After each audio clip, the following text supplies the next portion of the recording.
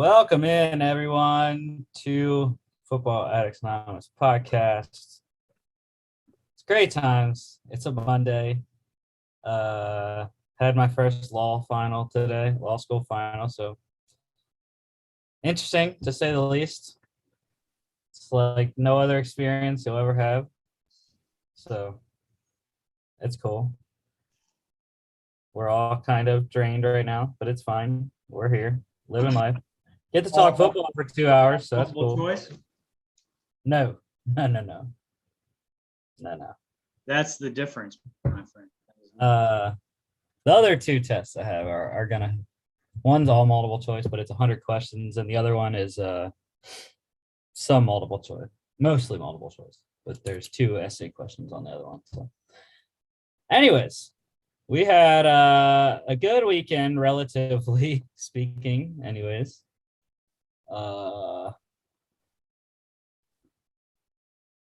So I was almost, it was almost a really good weekend. I almost hit on almost every team in the FBS conference championships, one that I picked. There was just a couple that didn't, which, you know me, the ones that didn't, lost the money. So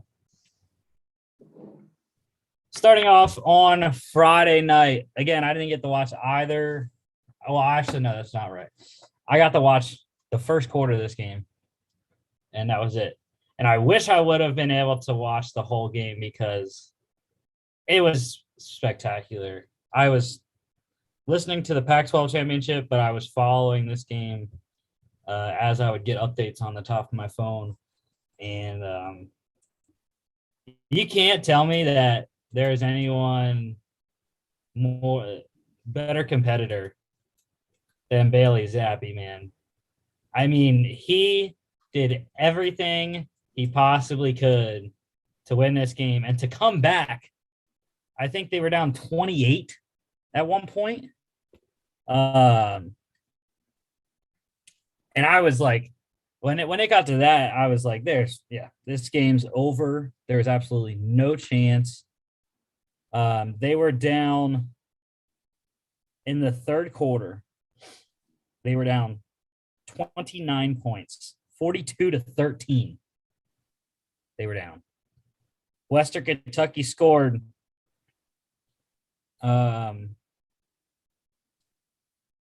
21 unanswered to get it to one score, 42-34.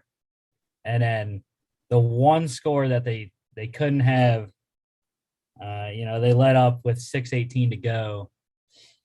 And then again, they got them within another score again, but just couldn't get the ball back.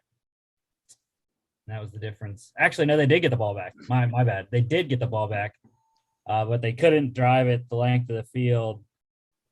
They had to go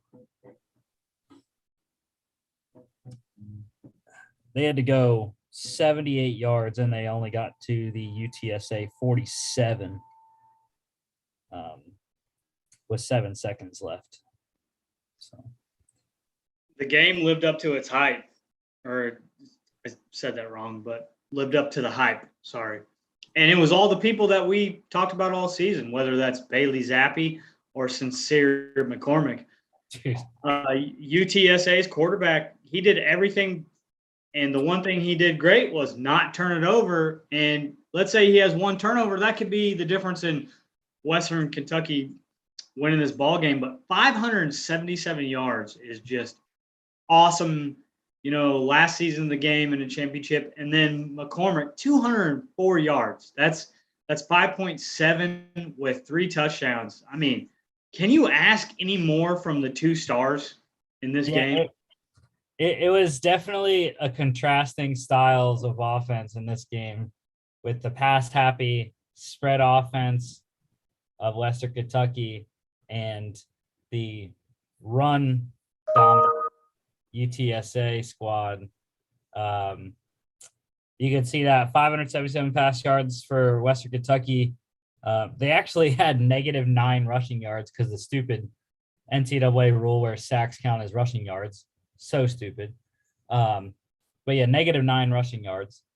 That's why their leading rusher was Noah Whittington with 15, but UTSA sacked Bailey Zappi 3 times. So, with all the other players, negative rushing yards plus the sacks, -9 total.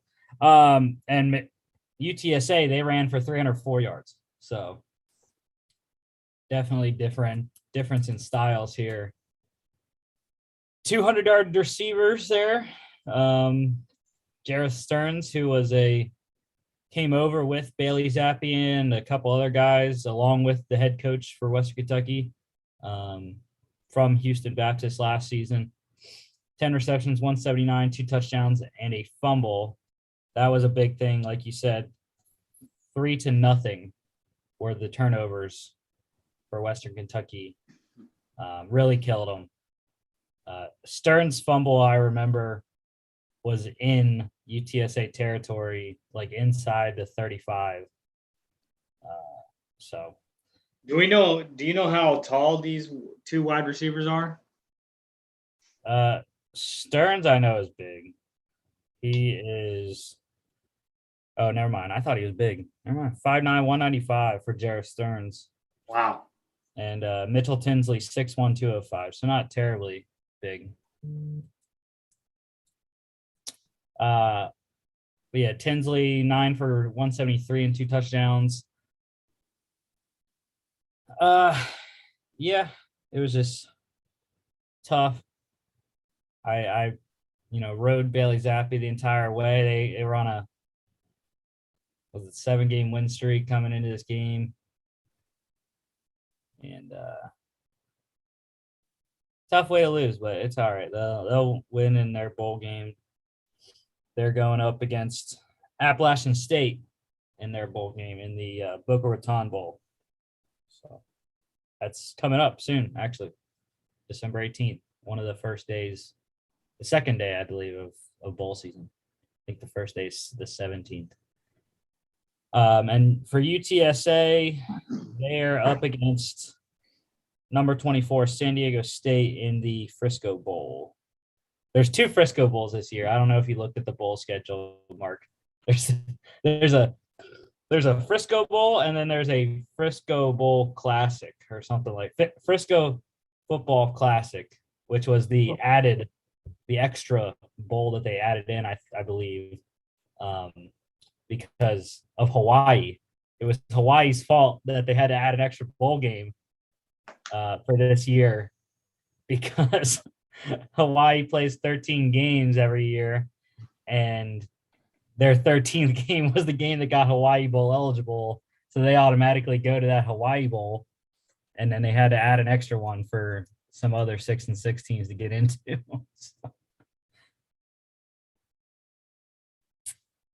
Let's see. Defensively, Clarence Hicks, UTSA, 4 tackles, 3 solos, 2 sacks, 2 tackles lost, 2 QB hits. Always on here. Every time we got UTSA. UTSA +3 over 74.5. Told you the over would hit.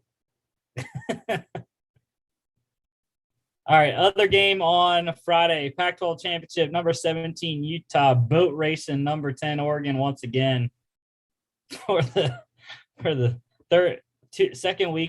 second time in 3 weeks.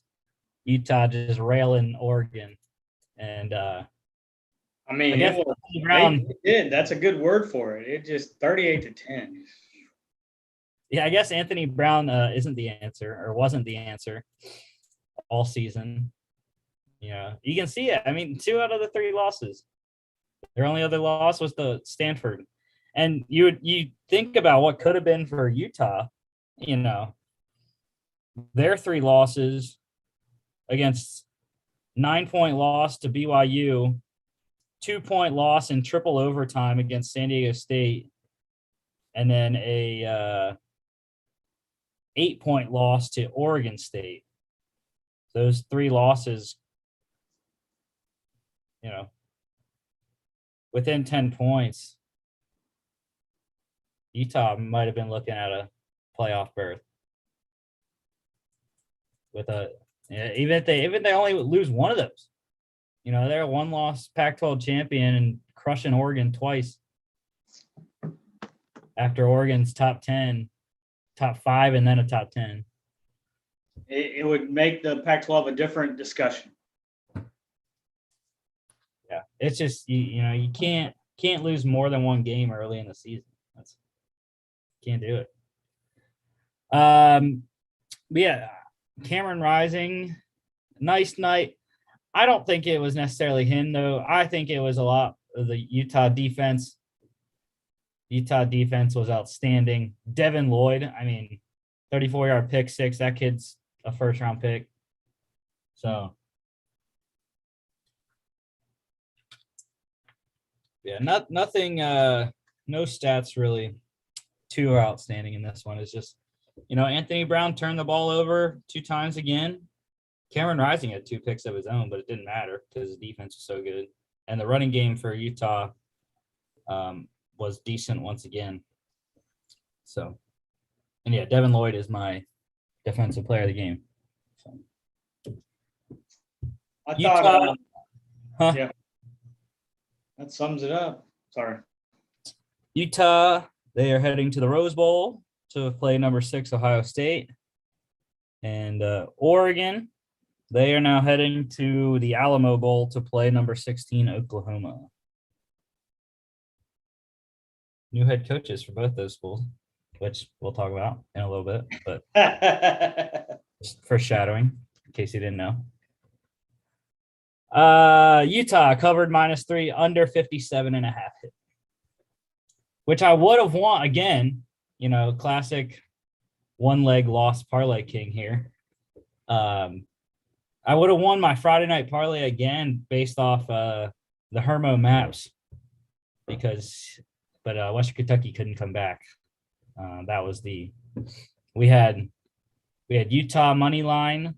We had the under 57.5. We had Western Kentucky money line, and Western Kentucky let us down. So, all right, Saturday, Big 12 championship, number 9 Baylor upsetting number 5 Oklahoma State 21-16. What a game! I mean, the comeback.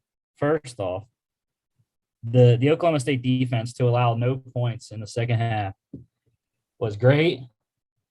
But it fell 2 inches short. And that's probably the only talking point of this game because it was such a great ending. When I say great, I don't want anyone to fall short. I'm not cheering for a kid to fall short, but everybody's laying their heart on the line. You're diving for a touchdown. I think personally he could have took a few more steps and would have been in the end zone if he would have took 1 or 2 more steps then dove. I thought he dove a little bit early. And it was just a good game. And to me, this opened up the door for chaos. And that depended on other teams like Iowa to perform, which we'll talk about, or Georgia, and they didn't. But the game comes down to one headline, and it's at the top of these stats. Mm-hmm. You can't throw 4 interceptions. And I'm not dogging the kid. I'm not saying it's all on him because the team was still there, right? It was still in striking distance, which to me shows what Gundy did all season. I mean, he coached this to almost to a win, and his quarterback threw 4 interceptions. Yeah, I would say you can throw 4 interceptions when you have a top 5 defense in the nation, and they had already done it the first time against Baylor when he threw 3 interceptions the first game against them, and they won. But yeah, I didn't like the last play. I didn't like the goal line sequence. The first and second down, I agreed. They had like a minute and a half. I agreed to run it twice, run the clock off if you don't get in from the 1 yard line. Excuse me. I didn't see the third down play. So I'd have to look at the play-by-play to see what even happened on the third down play.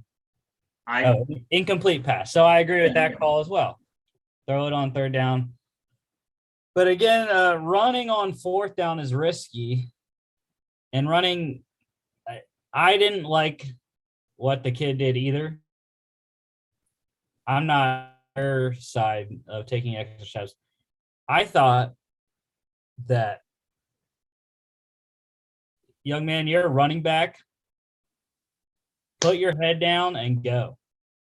I don't like, unless you're a friggin' track athlete, then run to the corner because you know you can get there.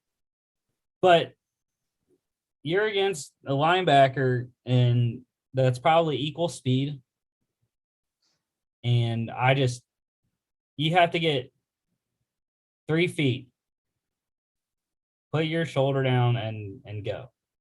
Because more likely than not, if you put your shoulder down, it's going to be very hard physically on the linebacker to keep you out. I mean, it's physics. Well, you have the momentum when they meet you, unless the guy's just way bigger than you. If that makes so, you have the momentum coming towards the goal line, and so you're automatically going to gain, an inch, 2 inches, a foot. And so, like, I agree with what you're saying. Instead of taking it going out to the pylon, bring it into the inside a little bit more and put your shoulder down and get to that goal line.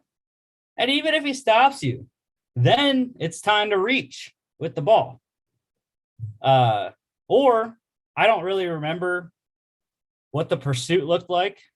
If there was an opportunity to spin back inside. Oh, yeah. He had plenty of room. So that would have been another option. But I'm not in the bowl game, and I wasn't handed the football. Yeah, I mean, you got to live with the consequences of your actions, and his actions made him lose the game. So, but again, it's kind of demoralizing when you can't score from the 1 yard line on 4 tries.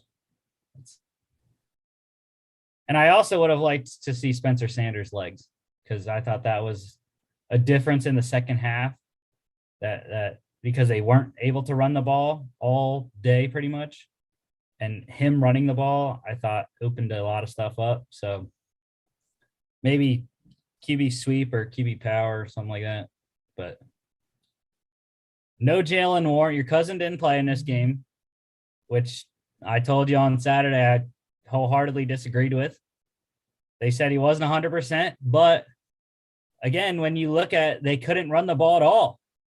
In 80% Jalen Warren, you can't tell me that even at 80%, he wouldn't have been better than the 2 backs that were running the ball.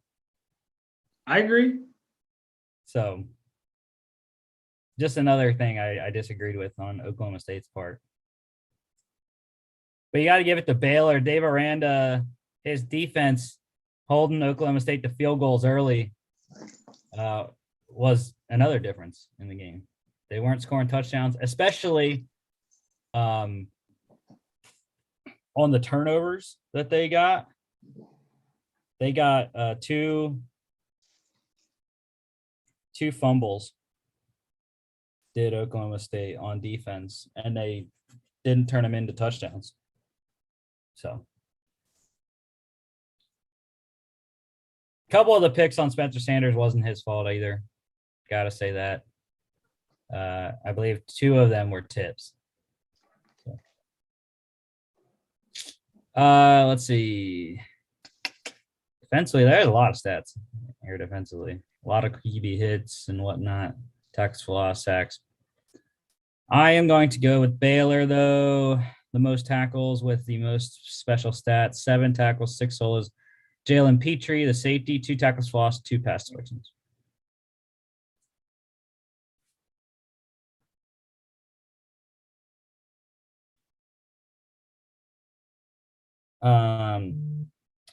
Also Blake Shapen in place of Jerry Bohannon started the game off 17 of 17. But they weren't throwing it downfield, but it was a good game for the freshman there. Baylor +7 under 45. The MAC champion, Rusty's Huskies, lives on in Twitter lore Northern Illinois crushing Kent State 41-23 at Ford Field. Yeah, they didn't ask Rocky Lombardi to do much. He ran for 3 touchdowns, one a 1-yarder, and his other 2 were 5-yard touchdown runs on just beautiful handwork in the backfield. I mean, both of his 5-yard touchdown runs were wide open. No one went with the quarterback after he faked it inside. And it was the same play both times. And it worked to perfection. But they did exactly what they set out to do. I forget the guy's last name, but their head coach, Thomas something. I don't remember his last name. Former running back at NIU. But yeah, they did exactly what they wanted to. Ran the ball all day. Domination with the time of possession. They ran for 266 yards, 4.4 per carry. And time of possession was 40-20, double. 40 minutes on offense. So you can win ball games doing that. Jay Ducker, 29 carries, 146 yards. Rakovic scored touchdown. I love that kid. Clint Rakovic. He's a beast, man. he's something else.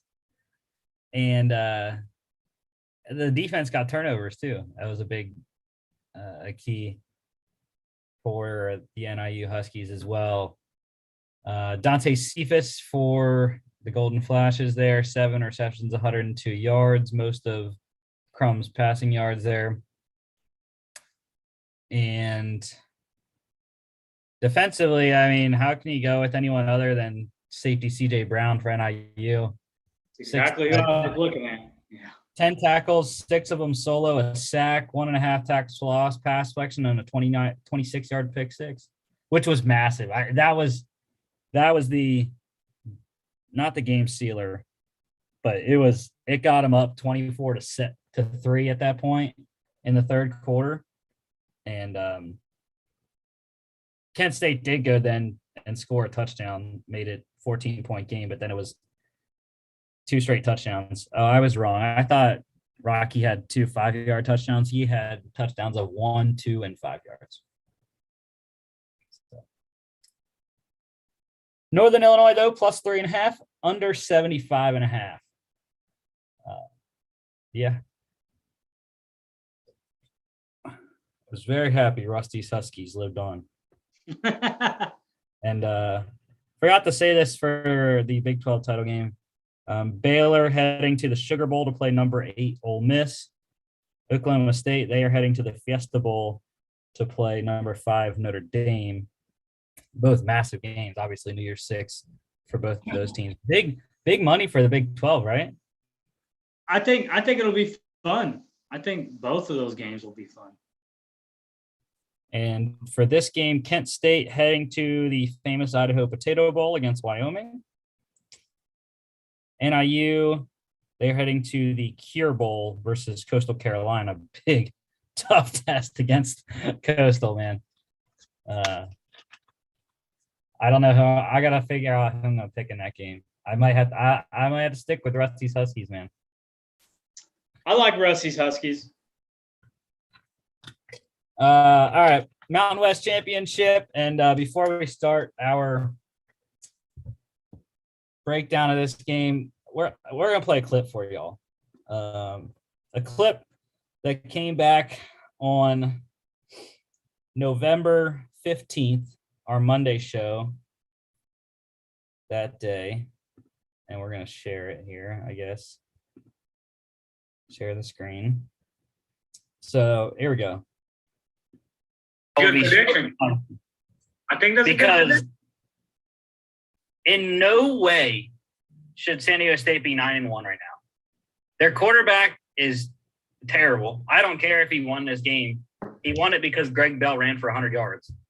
And he made enough throws and didn't turn the ball over. But, I mean, if you look at their games, They beat New Mexico State by 18 points. You know, their best win is Utah, which they won in triple overtime. You know, they had to go to double overtime to beat San Diego State, who, which we'll get to next, who just got destroyed by Utah State this weekend, did San Jose State. They beat Air Force by 6, Hawaii by 7, and now they win this one by 2. And there's one factor in every game, and I agree with you. Your quarterback play has to get to the level of you winning ball games. But Cameron Thomas, 10 tackles, 5 solo, 2 sacks, 3.5 tackles for a loss at a quarterback hurry is going to make whoever they play a bad day in the backfield. But I do agree with you that I think Utah State, we'll get to that the next game, has somebody that can beat them, even though Carson Strong is good. But what do you not see on Nevada's side? Not a good running game. Also, what killed Nevada, they didn't have their best receiving threat. Now, Romeo Dobbs is fantastic. I love Romeo Dobbs. Cole Turner didn't play in this game. They're tight end. They're 6'6" tight end. And I think they really missed him in the red zone.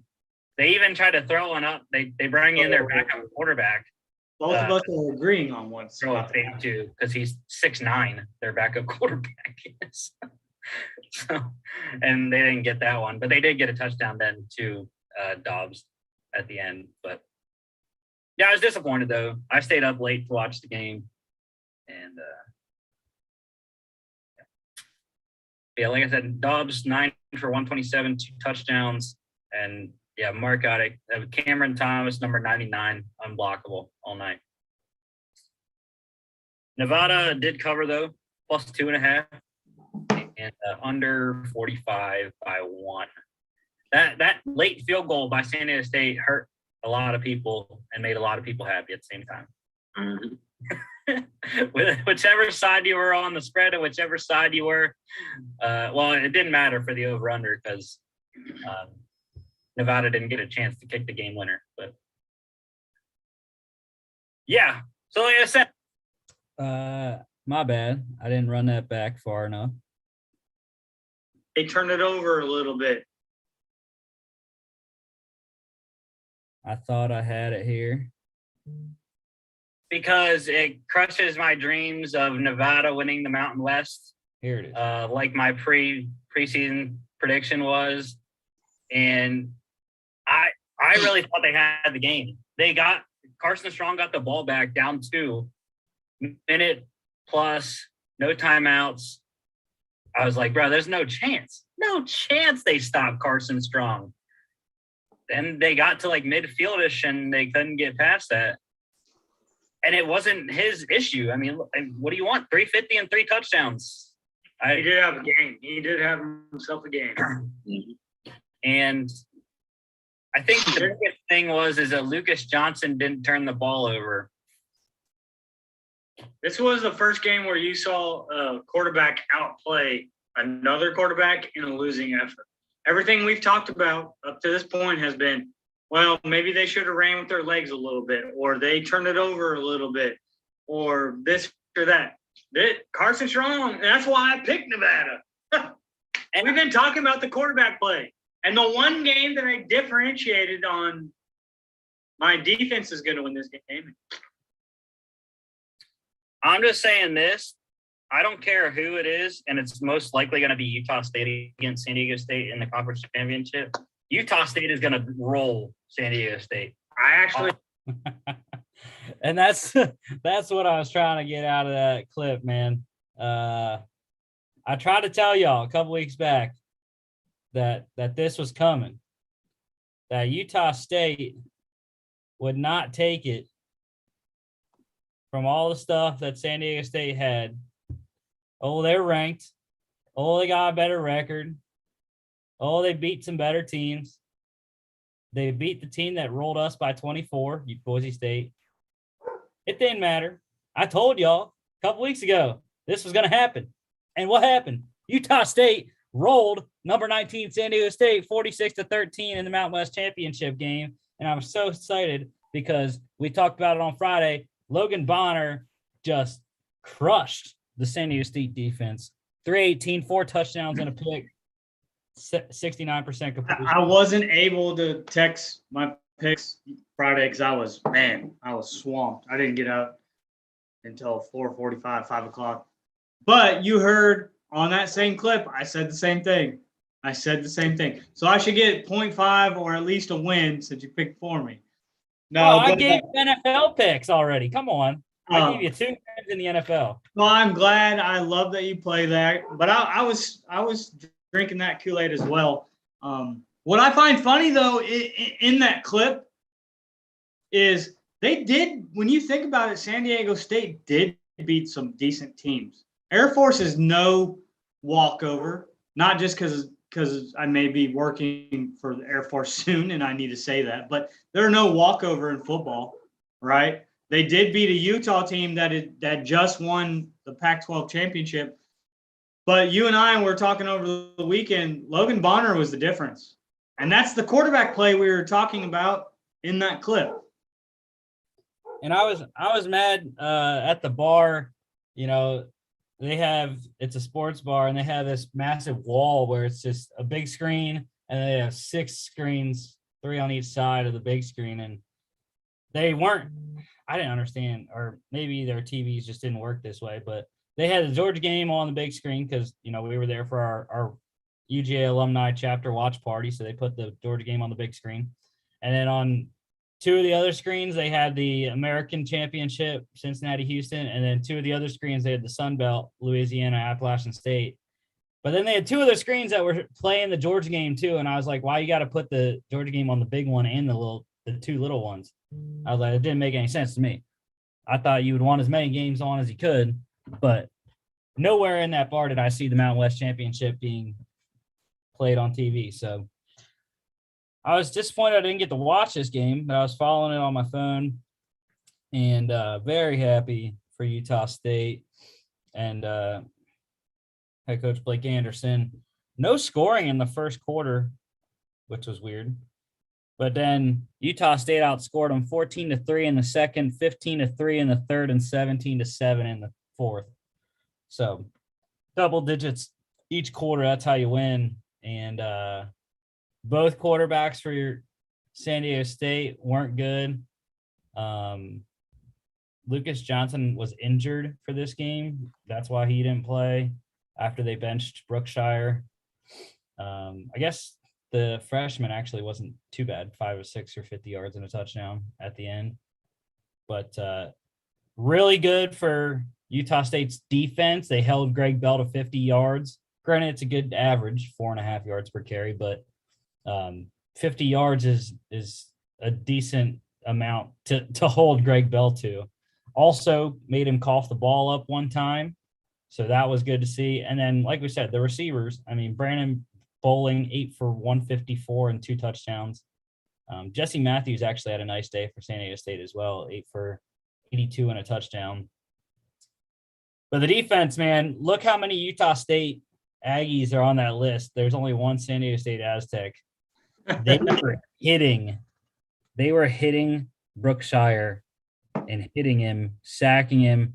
5 sacks, 8 tackles for loss, 7 QB hurries, and 6 pass deflections for the Utah State defense. And San Diego, I thought only got 2 sacks. Go ahead.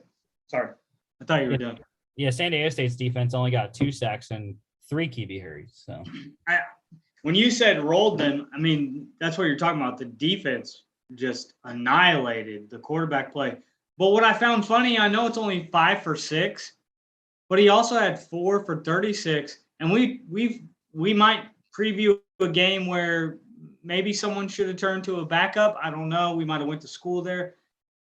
Is that just a cosmic of a small sample size, or should Maiden been playing a little bit more this season? Garbage time. Yeah. And I mean, that's my question, because I only watched it for a tiny bit and switched it off. That's what I think it was anyways. But yeah, defensively, I don't even know. I'm gonna go with Byron Vaughn's, I guess. 6 tackles, 2 solos, 1.5 sacks, 2.5 tackles for loss, and a QB hurt. Utah State plus 6.5 over 49.5. Utah State, they are heading to the Jimmy Kimmel LA Bowl against Oregon State. And San Diego State, they are playing UTSA, like we already said, in the Frisco Bowl.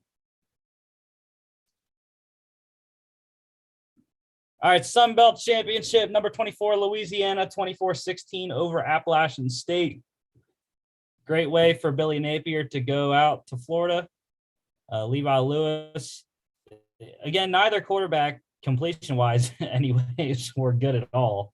But Lewis, I thought his yards were pretty good for only 15 completions, 210 and a touchdown. Also ran it 43 yards and a touchdown as well. But again, it was the running game for the Raging Cajuns, like it has been all year for them. That's what their offense is predicated on, running the ball. Imani Bailey, 14 carries, 117 yards and a touchdown. 3 receptions, 29 yards. So Yeah, I don't want to talk about this much. I watched it. To me, even though it says 24-16, I never felt like Louisiana was going to lose this game if you watched it. So to me, I'm not big onto the stats. However, I will talk about Napier leaving. I know Napier has been offered jobs, whether that's Auburn calling. I don't know. They offered him the full job the way they did Venables, and now Venables is. We'll talk about this later. But I saw a lot of Georgia fans like, "Oh, this is a stupid hire." But I'm telling you, this guy can coach. The question will be, can he get recruits to Florida? Especially against who just went to Miami today. Yeah. We'll talk about as well. But yeah, Thomas Hennigan. Second to last game in his career, I believe anyways. I don't think he's using his extra year or whatever. 6 receptions, 71 yards and a touchdown. And I'm actually going, there's a lot of defensive stats again in this game as well. I'm going with App State though. You can't not go with DeMarco Jackson for Appalachian State. 11 tackles, 4 solos, a sack, 3.5 tackles for loss, and 4 QB hurries. I don't think it gets much better. Of course, Chris would go with Sean Jolly, though, because he had 3 pass deflections. In a winning effort, you still have, Chauncey, Manic, 6 tackles, 4 solo, a sack, 2.5 tackles for a loss, and 2 quarterback hurries. Jackson does win with the tackles and the tackles for a loss, but it's a winning effort. He did his job. Yeah, Manic always on here for Louisiana games as well. Let's see. Louisiana plus 2.5 under 52. Louisiana or Appalachian State, they are heading to play Western Kentucky in the Boca Raton Bowl, like we said. Louisiana, they are heading to the New Orleans Bowl to play Marshall. All right. SEC Championship, number 3, Bama, beating number 1, Georgia, 41-24 at Mercedes-Benz Stadium. And it is Bryce Young. He won the Heisman with this game. 421, 3 touchdowns, 3 carries, 40 yards, and a touchdown. Yeah. Where do you want to? What do you want to talk about? Where do you want to start? This has a lot to do with coaching. This has a lot to do with you can't beat a team kicking field goals. So I'll give you the backdrop. Georgia fan since coaching against Todd Gurley in North Carolina. That's a decade ago. But since moving to Athens, look back at every game that Georgia has played. We have dominated the first few drives. But the first drive, and we always march on the field, in the 4 losses in Atlanta, has never resulted in a touchdown. So that scared me because we started with the field goal. Okay, we finally got a touchdown, whatever. But it never felt like we were in control, right? And Bryce Young just when we were sacking quarterbacks, whether that was Clemson, whether that's Florida, any team that we were playing, Bryce Young escaped. It reminded me of Tua or Jalen Hurts in those games and found a way. And when he was running the one play that I knew the game was over, in my opinion, I looked at Charlotte and said, we can start watching a different game. He runs and he flips it. And she goes, can he do that? And I said, absolutely. He's behind the ball. And for him to have that vision, because he's looking down at the defense, the safeties, he flips the ball to the guy, and I think it was a wide receiver on the outside. I don't think it was the running back. It wasn't a design option. He was scrambling. But to see that vision, I said, that is a Heisman moment in my mind. When he wins and takes the stage on New York, that is when they're going to play that highlight. He scrambles, he's about to get hit, and he goes, boom, no look. That's a Heisman, and those are the things Kirby hasn't mastered. The two things that I've ever, and you've harped on it, we called each other almost crying on Saturday. It's SSDD, same stuff, different day. Kirby has not mastered the quarterback position, and in the 5 years that he's been a coach, going on his 5th year, he's never had a wide receiver that has speed that gets drafted in the first round. Nick Saban does. He's got quarterbacks that get drafted. He's got wide receivers, and he's got a good enough defense to stop people. Is it really that hard to have the same blueprint? Yeah, it was weird, that I think Georgia was up here. Again, it's Alabama still. They got timid, and the biggest stage that they have played on this year against the highest ranked team they've played. I don't know what the reason was, or I guess the secondary finally got, exposed. But Bama did exactly what I knew they were going to do. It was an easy enough game plan against the Georgia defense. You throw it quick, you don't let the pass rush get to you, and you run it just enough to allow the play action to keep working.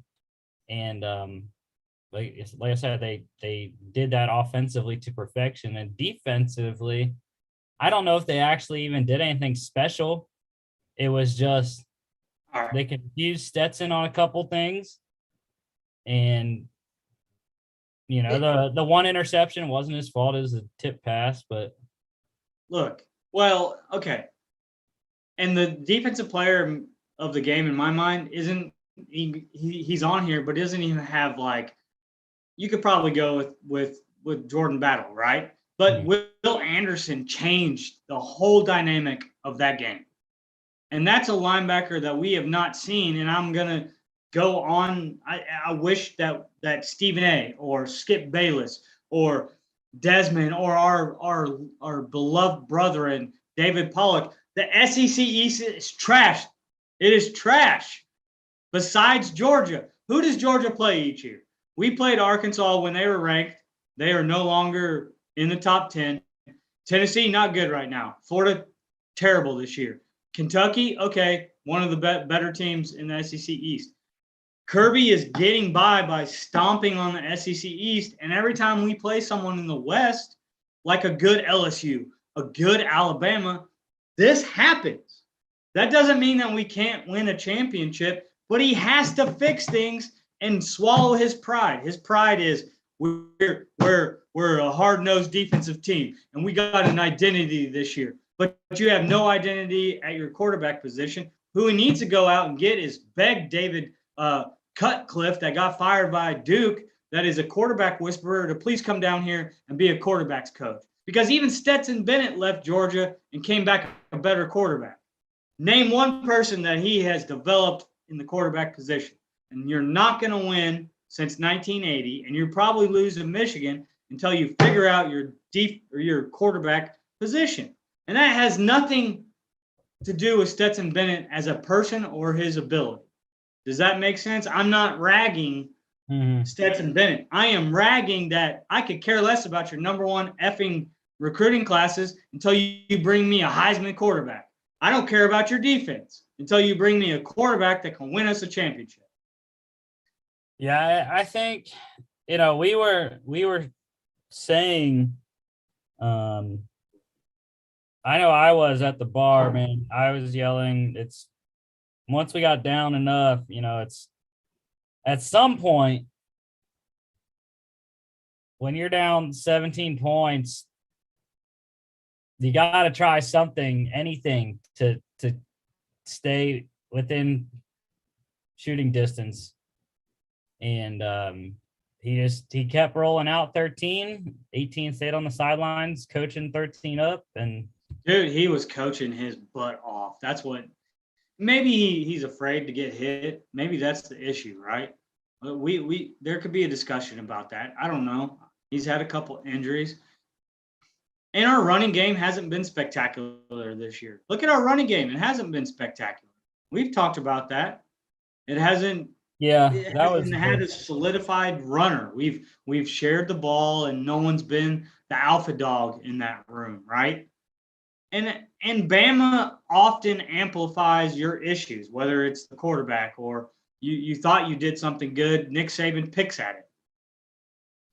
Yeah, I think that was a big thing too.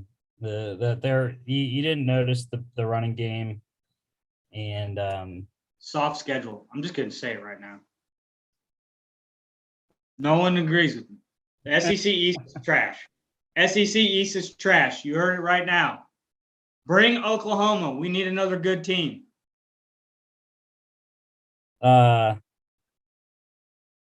that realignment will be interesting to see how they work that, but it's actually fine. I watched the college football playoff selection show on yesterday morning, into the afternoon, and watched the interview with Kirby.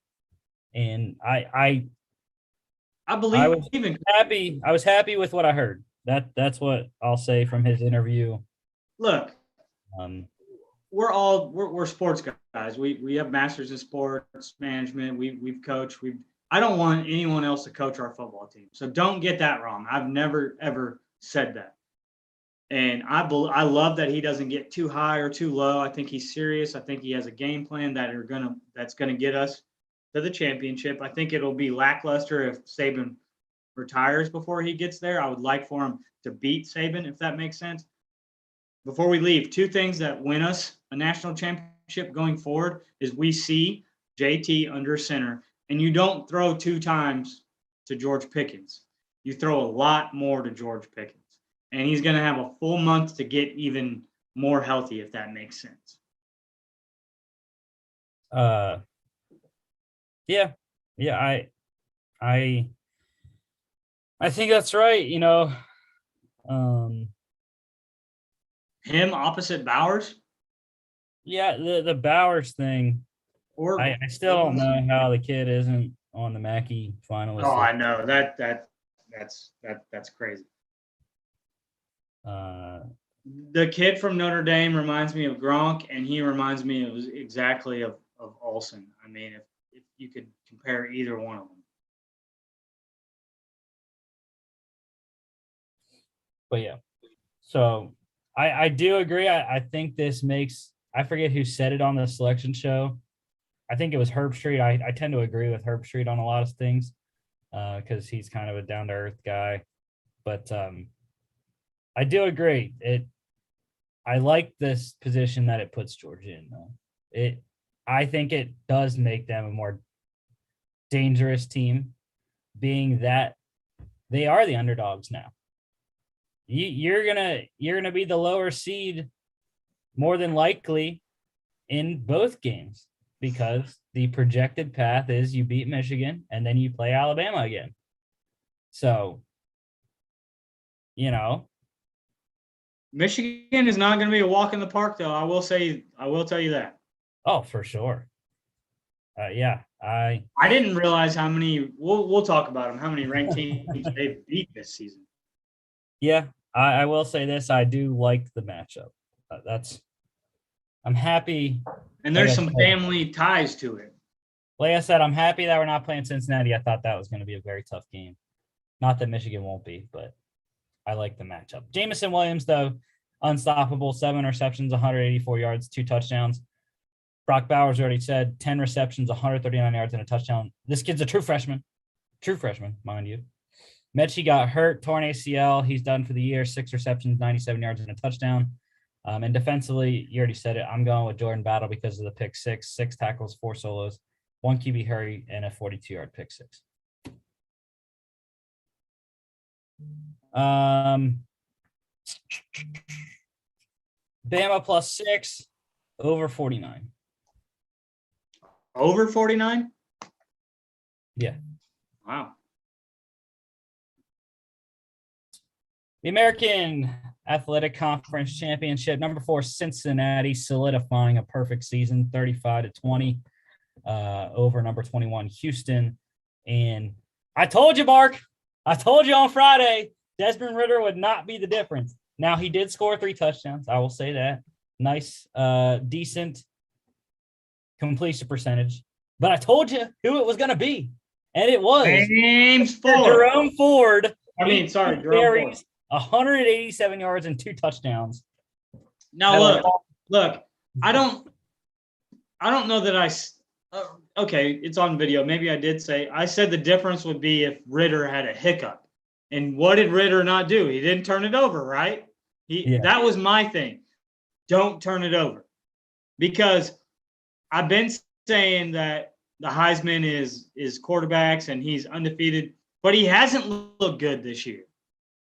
Really, if you look at his stats in certain games, you're right. Ford has bailed him out. And 10.4 average in a championship game is unheard of. Well, it was, I will have to say that it was one long. He did have a 79-yard touchdown. But still. But they had to do their defense around him. 17 carries for 108 yards would be the other. Still not terrible. That's still not terrible. And touchdown. Yeah, Houston, on the other hand, they couldn't run it at all, man. The Cincinnati defense was outstanding. And this one, kind of like you were saying with the Sun Belt Championship, it never really felt like Houston was going to win. No. Cincinnati controlled it from the start and got the win, and they are like they I don't know how many times they said it on the selection show yesterday. The phrase "break the glass ceiling." They must have said 100 times, man. I think there's only one reason. I actually don't think this is let's be honest, maybe this is something we talk about later on with coaches changes and whatnot. The CFP is not going to be here longer than 25 because they're not going to agree on an expansion. What they're going to wait for is a whole new contract. But I don't think an undefeated Cincinnati would be even the number 4 team if they didn't play Notre Dame. Does that make sense? Let's say the game that they were supposed to play Notre Dame, and Notre Dame said, I don't want to play Cincinnati, right? Let's say that game was against, I don't know, Virginia Tech, Cincinnati versus Virginia Tech, or Cincinnati against Nebraska, and they stayed undefeated. I do not think they would be in this, but since they beat Notre Dame head-to-head, that's what got them in. I don't think it's a microcosm of Power Fives getting in the future. Does that make sense? Yeah, I mean, I don't think it matters anyways because, Cincinnati's going to be a Power 5 anyways. Mm-hmm. 2 years. So Big 12. Yeah. So that's my thing is, why does it even matter anymore? Because Cincinnati's going to be. I don't think if they would be, I think what got them in was beating Notre Dame, I guess is a better word. They had a signature win against somebody that was in the top 6. Mm-hmm. Yeah.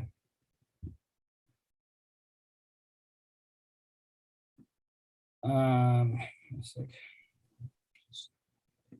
trying to figure out if that's me that keeps dinging with the emails, but I don't.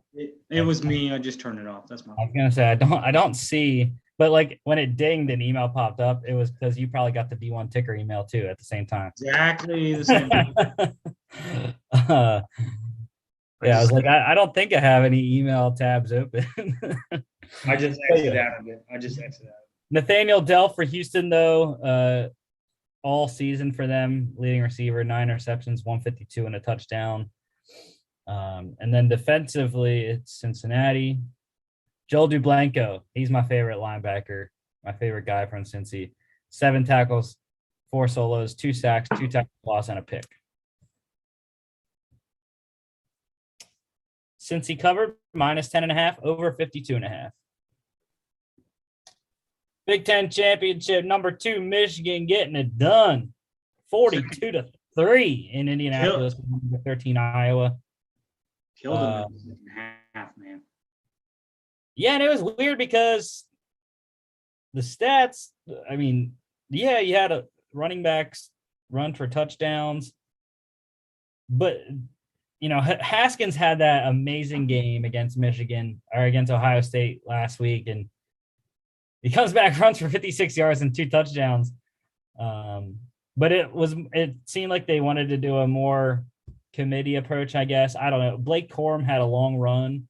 I think his long run was like 59 yards. So that accounted for a lot of his yardage. But it was the defense. The defense set him up in shorter fields, you know, getting stops and whatnot. So I believe that, hear me out. What's the best way to, and I think you'll agree with me for the most part on this, 90%. I think Michigan is well coached, even though it took them a while to get over the hump and into the college football playoff. But are you really facing a superb quarterback in Iowa? What has your and my complaints been all season? Dude, every time we talk about and so what does that, so I think my question for anybody, whether it's Herb Street or Corso or Pollock or our friends that are Georgia fans, is it not the same conundrum that he might face? Is Georgia's quarterback is a little bit better if it's Stetson Bennett, right? But is it any more better than Petrus if, and I might have said his name wrong all season, but is it any better than what we could roll out there if we don't put out JT? I mean, I've never seen Iowa with a quarterback. It's always been run game and defense. You're right. It is Georgia essentially. And so what are the 2 teams that I say mirror us in the Big Ten, right? The 2 teams that mirror us the most. I've said Wisconsin on this show, but it's also an Iowa team with good defense and solid offensive line and running, and you do whatever patchwork for your quarterback. And it's Michigan kind of the same way. And we don't even have a running back like Kenneth Walker who beat Michigan. Mm-hmm. And maybe we do, but we don't give them the touches Michigan State does.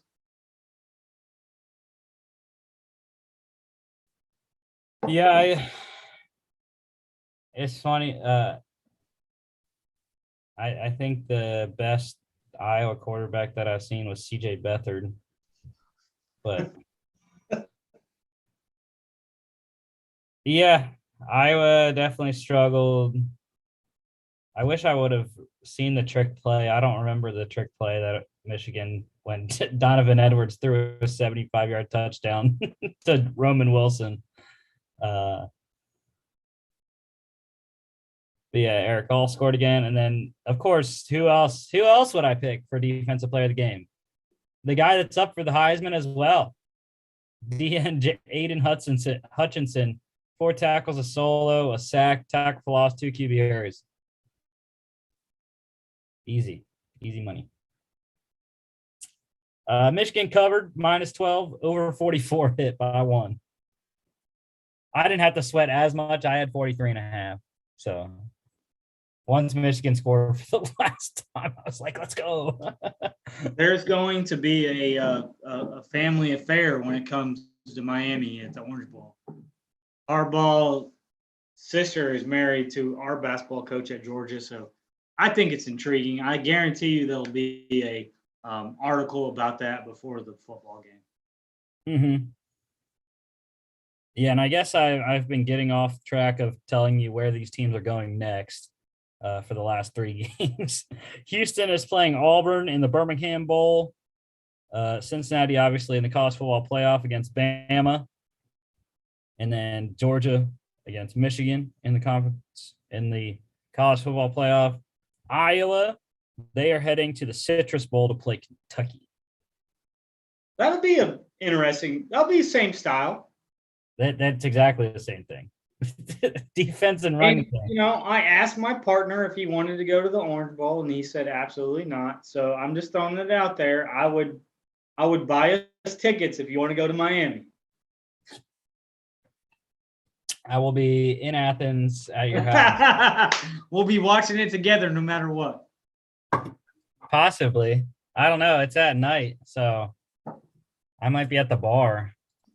Well, with Nathaniel and you might not find me at. I'll pick you guys up. I will pick you guys up. Solid when we win. All right. Let's go to the last FBS championship ACC title game. Number 15 Pittsburgh shellacking number 16 Wake Forest 45-21. My Heisman. The Kenny Pickett for Heisman campaign, I think, took a little bit of a dent, partially because of what Bryce Young did, but partially because he didn't throw for 300 yards and 4 touchdowns in this game. And it's not as big of a game, but it was still a fun game. Yeah, 253, 3 touchdowns. Again, I'm going to say I hate the stupid college football rule that says you count sacks against rushing yards because Kenny Pickett did not have 20 rushing yards. He would have about 78. Yeah, he ran for a friggin' 58-yard touchdown. Let's talk about. When I saw that, I was like, "Oh my god, he put on the wheels." Let's talk about that one play over. We'll get to the stats. Yes or no, I love it. I love the play, and I know it's getting a lot of backlash. You know that as well because you follow sports, and people that watch us should follow as well. To me, it's take it to any other sport, right? Take it to basketball. Basketball, you're allowed to pump fake and get a defender in the air, right? And go past them or draw a foul. I know the NBA has new rules now that you can't intentionally blah, blah, blah. But, and I do understand that you have to worry about targeting right now. But the defenders, when you look at the clip, they were 5.4 yards away. It isn't like he did it right when someone was about to hit him. He looked at him. And he said he did it intentionally, Kenny Pickett, but they were so far away that he was able to do it. Does that make sense? You still got to get a hand on them when they slide and everything. I don't think there's anything wrong with that. Yeah, I don't know.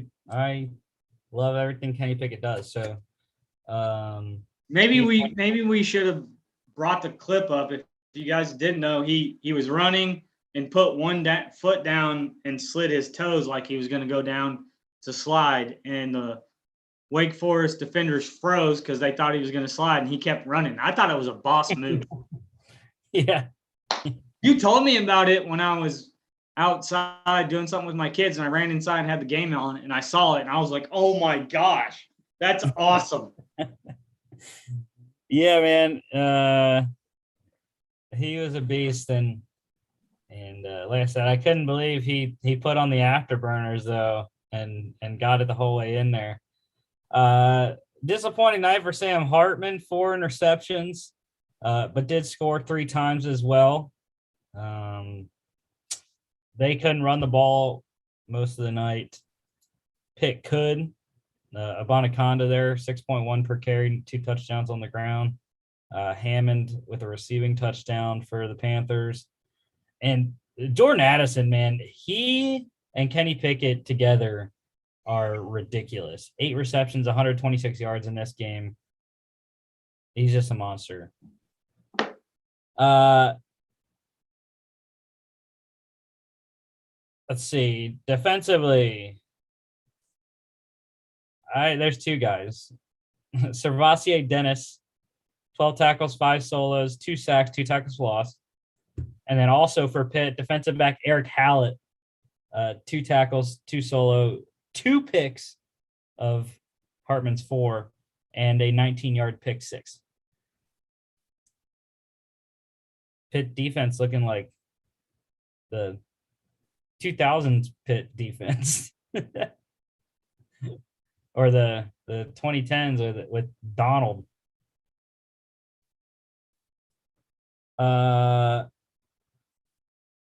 Pitt covered -3.5, under 72.5. All right, let's get in the FCS playoffs here. Second round, number 6 Villanova getting it done at home, 21-16 over number 24 Holy Cross. Quarterback play was absolutely atrocious, especially for Villanova. But they got it done behind Justin Covington and the defense. And that's really all I have to say. The running game for Villanova was the difference, because if they didn't have that, Matthew Saluka ran for 106 yards and a touchdown for the Crusaders. So good game for the Wildcats, though, to get it done close.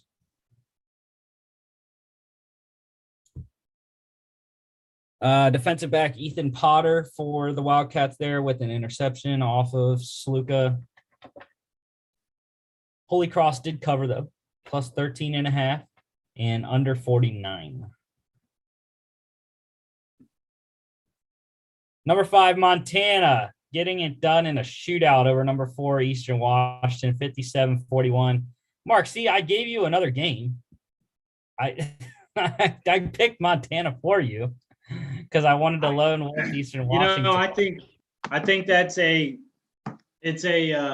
revenge game, because Montana went and beat Washington their second week, and then turned right around during my interview and lost to Eastern Washington, which everybody was like, "Oh man, they're our nemesis besides Montana State," and the Grizz have hit a streak. They're on a roll.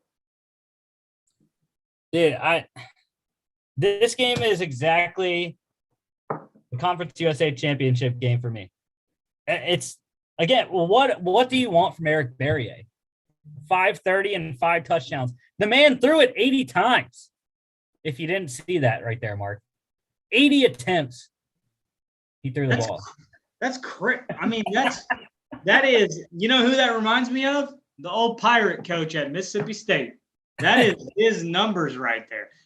That kid should be icing his arm like Max Scherzer. That sounds like the game a couple years ago that Dak had for Mississippi State. Yeah. But yeah, he turned it over twice. It was, again, I can't not analogize it to Bailey Zappi. Bailey Zappi had 2 interceptions. So same thing. What's incredible to me is you only threw 23 times and won the ball game 57-41 to their 80. Well, it was the running game. I mean, you look, the wide receiver Malik Flowers, he had 92 yards on 3 carries and a touchdown. Xavier Harris, he was almost 5 yards per carry. Bergen was 5 yards per carry, both scoring touchdowns as well. So running game for Montana. And again, it's the same thing. UTSA ran for a lot in their game. So a lot. And crazy thing, both of these games were played on Friday night. So doing the same exact thing on 2 different levels. I didn't see the score. I didn't see the score until you were like, "Oh, you were like, I just saw the score." Yeah. But look at the receivers here. Talolu Lima-Jones, our favorite guy from Eastern Washington, 14 receptions, 215 yards and 2 touchdowns. Andrew Boston for Eastern Washington, also 14 receptions, 141 yards and a touchdown. Samuel Acom for Montana, 5 receptions, 104 yards and 2 touchdowns. And then Jacoby James for Eastern Washington as well, 4 for 97 and 2 touchdowns. Montana included corner Justin Ford 55-yard pick six off of Barrier's one interception. So, yeah, again, I don't know what else you want from the quarterback to win. You want your defense. That's what you want if you're him. Just get a stop, please. One stop, and then, we can build momentum. But couldn't do it. Could not do it. So Montana covered -4 over 58.5.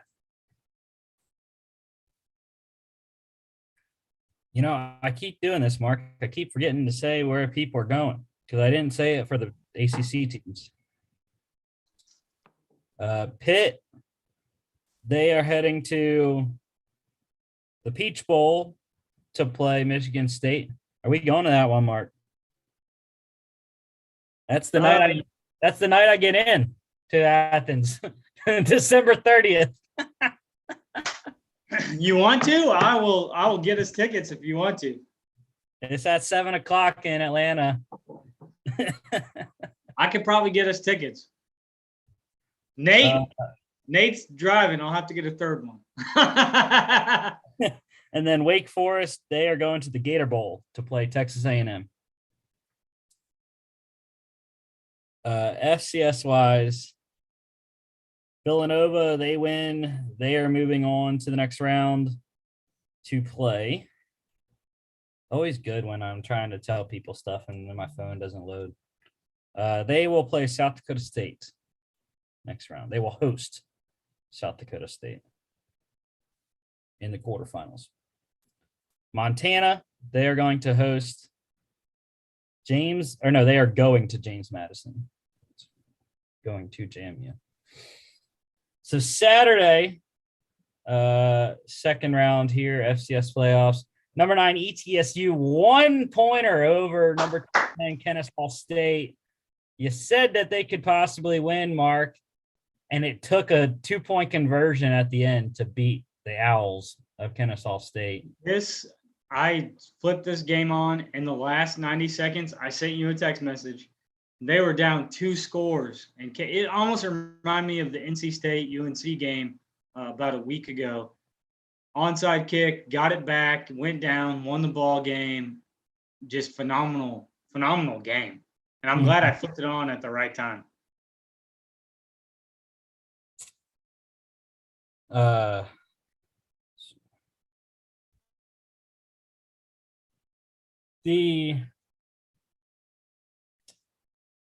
It was weird because Jonathan Murphy was playing quarterback for Kennesaw State. Xavier Shepard got injured, I believe, in this game. That's why he attempted the most passes out of those two quarterbacks. 125, 2 touchdowns for the triple option. 28 carries, 164, and 2 touchdowns. Normal stat line for a quarterback there. Tyler Rydell, 3 touchdowns. That's a freshman playing there, is Rydell. Their normal quarterback not there either. And Quay Holtz for ETSU, great day for him. 3 total touchdowns and 182 scrimmage yards off 20 touches. I think the biggest thing for me is 7 receptions for 95 yards and 2 touchdowns for the running back. And let's see, defensively, actually, I'm going to go passing. Nate Atkins for ETSU, 7 receptions, 94 yards. And then Chance Gamble for Kennesaw with a pick. ETSU plus 2.5 over 49.5. And the Buccaneers are heading, let's see where they're going. I have my bracket, but it's out in my living room. They are heading, oh God. Sorry, Bucks. You're heading to the Fargo Dome to play North Dakota State in the quarterfinals. All right, number 2, James Madison, walloping number 18, Southeastern Louisiana, 59-20 in Virginia there, along I-81. Yeah, Cole Kelly, I knew. I told you, man, Cole Kelly is dangerous, 397, 2 touchdowns, but he turned it over 4 times. Not going to get you the win if you turn it over 4 times. unless you have a defense like Oklahoma State, then you could possibly win like they almost did. This is one thing that I didn't see coming though. I did not know that Cole Johnson was going to throw for 300 yards and 5 touchdowns while running for 44 yards and another score.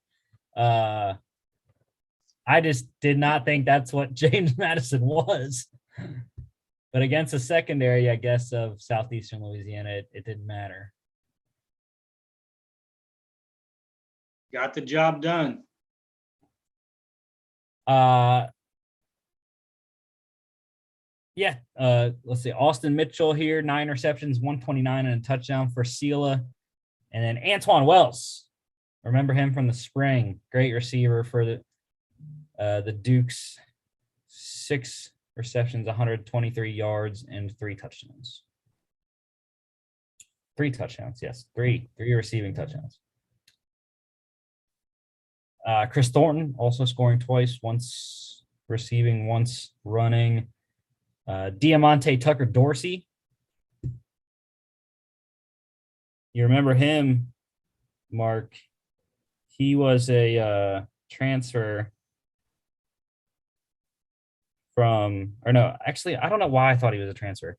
Because I don't know why. Maybe it was just because I remembered his name from the spring.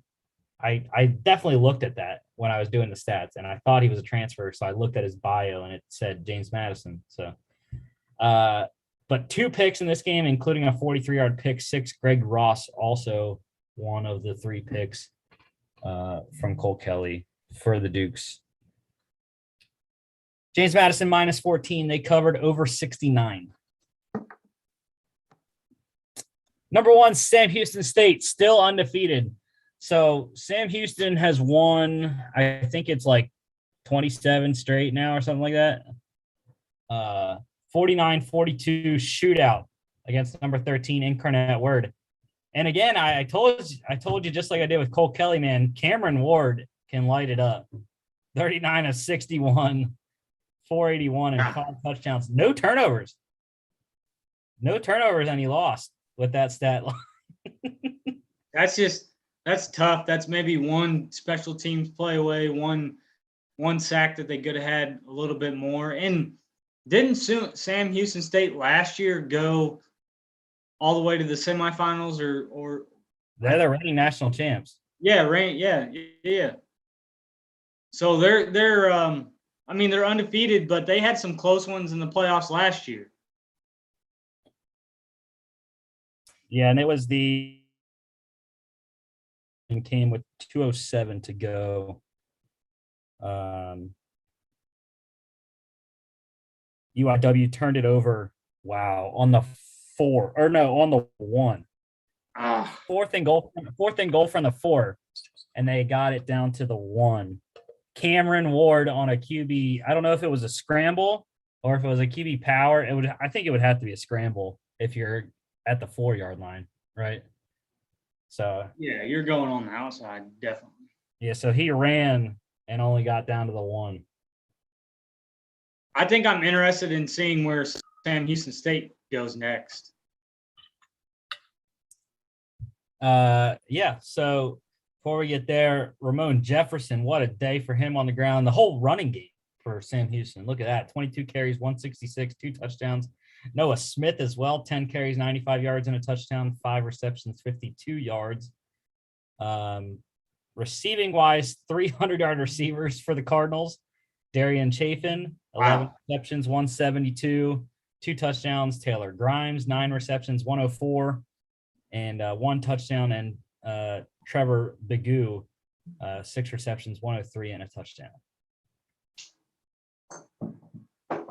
Incarnate Word covered, plus 12.5, over 63.5 easily. Sam Houston, they are the number 1 seed, so they are hosting Montana State. Ooh, that'll be fun. I think they win that, but it'll be fun. All right, number 3, North Dakota State, 38-7, rolling over number 21, Southern Illinois. Bye-bye, Salukis. I told you on Friday. I said that exact phrase. Not a great day from Cam Miller at all. Threw a pick, His legs were the difference. 61 yards on the ground, 2 touchdowns. Didn't throw it at all, but he got help from transfer running back Pierre Williams. You know where he went before he came to NDSU? SMU. He came from SMU. Oh, okay. Okay. North Dakota State, 17 carries, 112 yards, and 2 touchdowns. And look at that.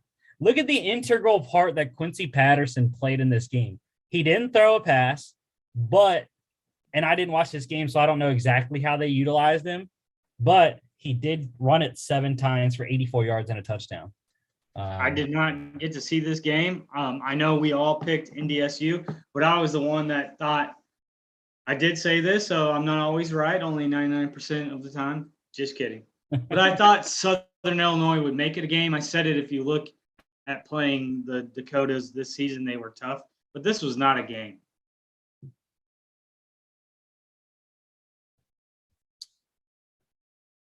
How How many turnovers? did did they have?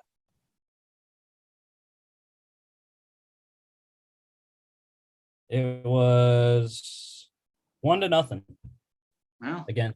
North Dakota State, just that one pick for Cam Miller. Leading receiver here, tight end Tice Daniel for SIU, 4 receptions, 85 yards. And then Bryce Notree for the Salukis had the interception of Cam Miller. Yeah, it was just, grind it out all day for Pierre Williams and Quincy Patterson and and Cam Miller. North Dakota State covered minus 14.5, under 55. Number 7, Montana State, 26-7 win over number 16 UT Martin. And this was this is just trash, absolute trash quarterback play. If you want terrible quarterback play, this would have been the game to watch for you, because there was 3 quarterbacks, 2 for UTM and 1 for Montana State. Just terrible. All under 50%, all under 100 passing yards. It's like, bro, what are you doing? Luckily for Montana State, Tommy Millott can run the ball because he did a lot, kind of playing off his last name. 23 carries, 180 yards, and 2 touchdowns for the quarterback for the Bobcats. And my favorite player from Montana State, who I've grown to love here, Isaiah Ifanse, is a monster. 28 carries, 176 yards, and a touchdown. Also added 1 reception, no yards, though, off that. That's how they're going to win, though. It's going to have to be Ifanse, because I don't think they can throw the ball efficiently. I agree. And I don't know if he's related or not. It would be an intriguing story if he was, for Stuart Howell, if he's related to Sam or not. I don't know, though. I don't know if Sam Howell has a brother. So, but yeah, Stuart Howell, 3 of 4 for 14 yards and a pick. But they were helped out. UT Martin didn't even score on offense. It was Jay Woods, 68-yard fumble returns for a touchdown off of Tommy Millott. So, and Simeon Woodard for Montana State had the interception off of Howell. Montana State covered minus 11.5, under 43. SWAC championship. Dion, 11-1. Number 15 Jackson State, 27-10 win over Prairie View A&M. Is that his son? Yes, it is. That's what I thought. Yep. He had a terrible. Can he win the championship is the question. Can his culture, I don't think that he's got enough players in his short time there to win it all, but can his culture beat people all the way to the championship? Because he's creating culture down there, man. Yeah, and see, this is the thing that the SWAC has to figure out. They have to stop doing what they're doing if they want to get recognized nationally, I think. Because I think if Jackson State was in the FCS playoffs, they would be going to the quarterfinals right now. I think they could Yeah. do enough, to play with the other teams that are in the playoffs right now, but they don't have that opportunity because the SWAC schedules its championship game for the weekend of the second round of the playoffs. So, and they play, 11 regular season games, or they play 11 regular season games instead of 10 or 11 like some other teams or conferences do. But yeah, I think they need to push their thing back because, we had Florida A&M in the playoffs as an HBCU this year, but that's because they didn't win their division and weren't eligible to go to the SWAC championship. So I don't know who Jackson State's playing in the Celebration Bowl if they have that matchup already. Would it be Florida A&M? It might be. Let's see. No, it's South Carolina State. How does that work? What? How did? Well, South Carolina State's not even in the SWAC. Who is South Carolina? What conference is South Carolina State in? Oh, the MEAC. Oh, I guess those are those all HBCUs in the MEAC? Yeah. I didn't think NC Central nor Delaware. NC Central is HBCU. Is Delaware State? That I think they would have to be. I don't know enough. That's the only other one that I wouldn't know, because I know Norfolk State is, Howard, and Morgan State. I know all those are. Then Delaware State has to be. Yes. So yeah. That's going to be a slaughter in itself. Yeah, it is in Dover, Delaware. State versus Jackson State versus South Carolina State. Good Lord. So are they not eligible to go to the championship? Jackson State? Yeah. No, they can't play in the FCS playoffs because they already started. And that's the SWAC's issue, is that if they want to be in the playoffs, they can't. They have to move their championship game back a week. I think he wins it. God. 2 weeks technically, because the championship game is now, in the second round of the playoffs this week. So they have to do it like every other conference does it. So what do they just the last regular season?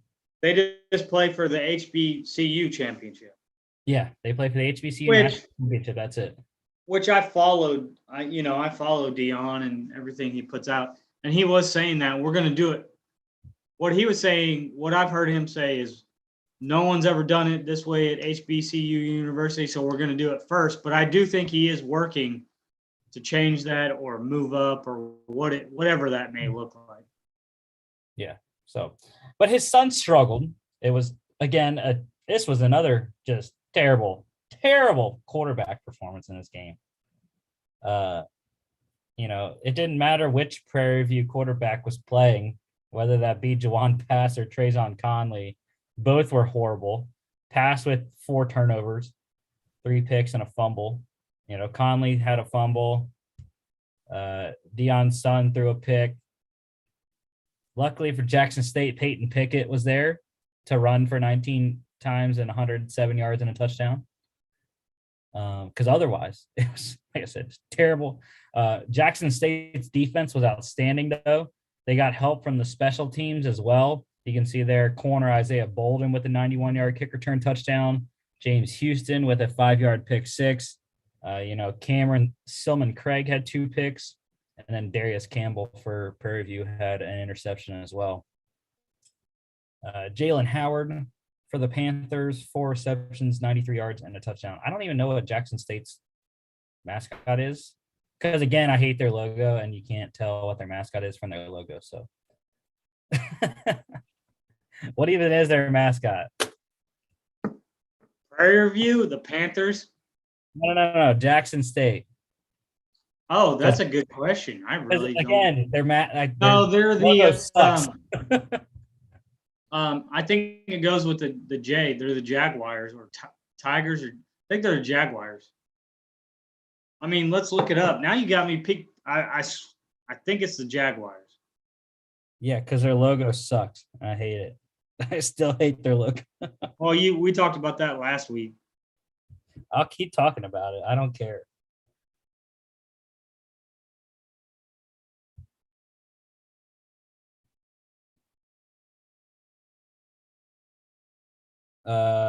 I don't know. Their mascot is called Wavy Dave. Wait, that's what I just. Yep. Wait, it's a tiger. It's a tiger. It's the Tigers. I feel like that doesn't really work though. Jackson State Tigers. Who knows why there's some history behind that. It would be more catchy if it was Jackson State Jaguars, right? Am I wrong? I don't know. Bengal Tiger. So are they the Bengals instead of the Tigers? Bengals, probably.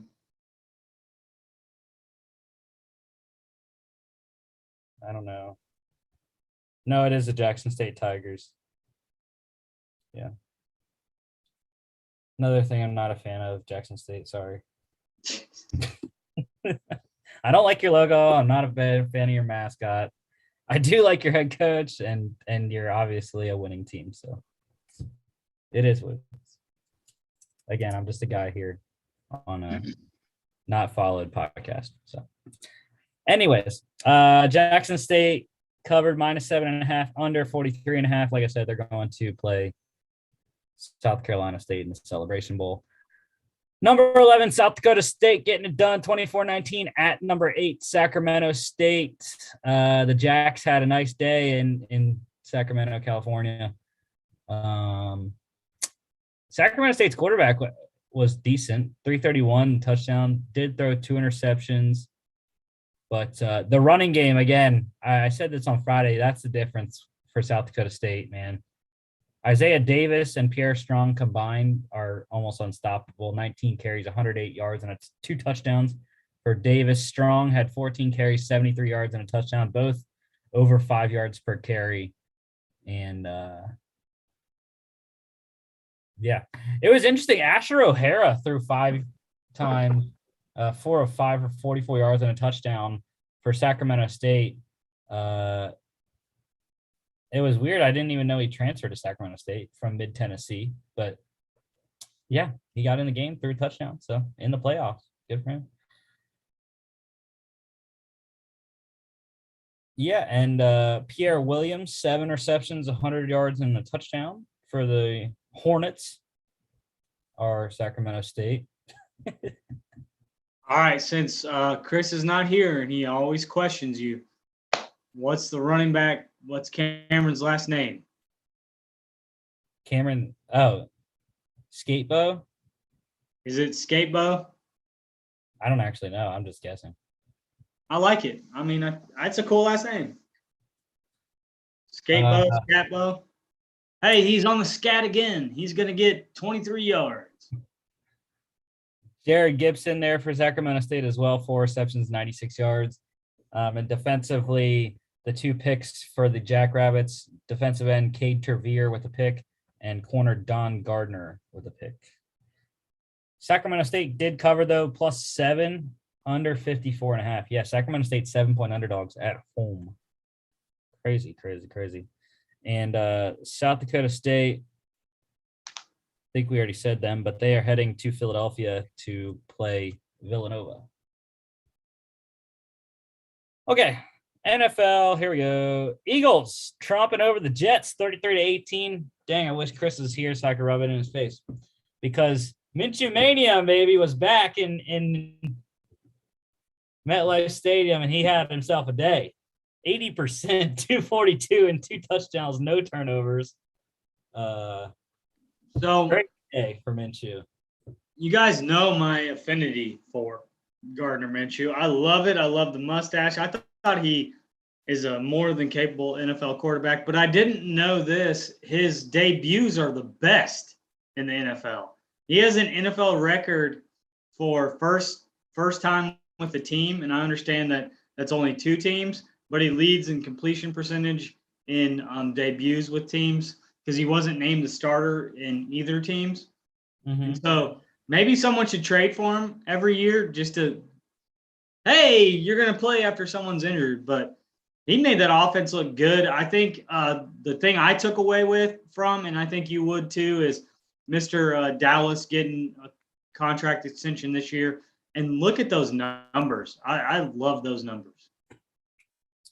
Yeah, the entire Eagles offense was working at peak capacity here. Like you said, Dallas Goedert, 6 receptions, 105 yards, 2 touchdowns. Miles Sanders, again, 24 carries, 120 yards, 3 receptions for 22 yards. Got his ankle nicked up again. So luckily they're going into bye week this week. Him and Jalen Hurts can rehab together on their ankles. But yeah, it was a good day for Zach Wilson, even in a loss. He had 3 total touchdowns. And I agree with what Daniel Jeremiah put out on Twitter today. You know, watching the film of Zach Wilson, you could definitely see the improvement, how he has gotten better over the weeks. So there is a light at the end of the tunnel, Jets fans, and specifically Chris.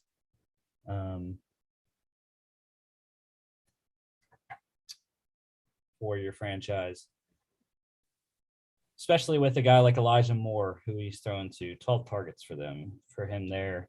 Defensively, Josh Sweat could pick Javon Hargrave, but I'm going with Josh Sweat, who was another guy, got an extension this season, 3 tackles, a solo, 1.5 sacks, 1 tackle for loss, 2 QB hits.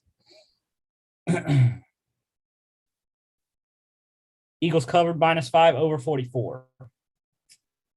Bucks in Atlanta, 30-17 win over the Falcons. Tom Brady still undefeated against Atlanta. I believe he's 9-0 now in his career, or is it 10-0? I don't remember. Regardless, it doesn't matter. There's a 0 on the loss column when Brady plays the Falcons. And he had himself a day. 368, 4 touchdowns, 1 pick, which unfortunately for him cost him points. But yeah, I think Brady's got to be the MVP right now. And he's slicing and dicing almost every team they play. Nah. How can you not pick? I mean, what do you mean? Anytime Kyler Murray steps on the field, he's the MVP. Oh my! They played the Bears. That's a good defense.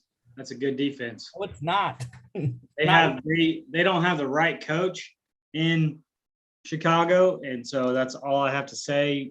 I don't want to hear that whole Brady thing again. He's got so many weapons around him. He should be that good. He should be. If you're going to be the MVP, you got to give it to him because no one's done it at this age. It's not that and he plays in a weak division. I don't even want to hear that, Rusty. It's not his fault. He doesn't build the team. Now I will agree that he picked the greatest destination to go down to, and they've got everybody behind him. And the one thing that I love, 2 things out of this game. Leonard Fournette's one-handed catch is much harder than all these one-handed catches that you see. The dude's running full steam, caught it over his shoulder, one-handed, put 2 feet in bounds, and he's a running back. And then the second thing is Gronk and him have 90 touchdowns now, and Peyton and Marvin Harrison have 112. Do we think that they can break the tandem for most touchdown duo? Possibly. That's 22 touchdowns, and it's not like Gronk is going to get Randy Moss numbers each year. Well, because they still have they take the playoffs into consideration. They have 5 more games this season, so that's probably at least, I would say, 3 touchdowns at the very minimum. That's probably 3 more. And is it including playoffs? That's a good question. I don't know because you're the one that brought it up. So I mean, it just popped in my mind because I saw it I just saw it on a stat. Actually on TV at lunchtime. That's the only reason I knew about that. And I thought, oh, that's pretty interesting. And Gronk took off a year too. So Yeah, but I think if Gronk can keep going like he said he has, I think he finally took Tom up on his training regimen. And I think the sun in Tampa is doing him a lot of good. So I think Gronk's going to now keep playing until Brady's done. I think it's possible.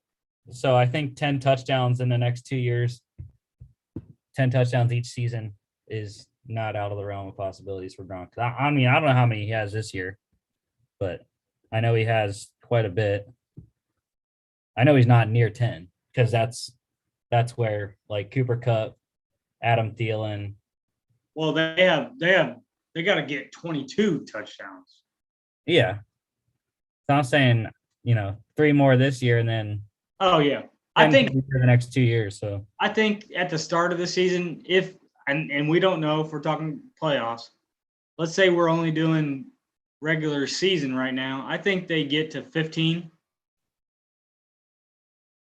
at best. Is that a good number? With the playoffs, probably 15. Maybe less. That's weird. Okay. I'm just going to leave. I don't know. I gotta say this picture from Twitter, but yeah, Lenny had a nice day again. Playoff Lenny. He likes to be called Lombardi Lenny, actually. Chris Godwin, 15 receptions, 143 yards, 17 targets the man was targeted. Russell Gage in a losing effort. Yeah, Russell Gage. 11 for 130. Also turned it over though on 12 targets. Mike Evans once again. I love Mike Evans. 7 for 99 on 10 targets. Gronk, like you said, 2 touchdowns. And then defensively, I'm going to go with Vita Vea. 2 tackles, both solos, 2 sacks, 2 tackles for loss, 3 QB hits. I'd go with Sue. 4 tackles, 2 solo, 2 sacks, 2 tackles for a loss, 2 quarterback hits.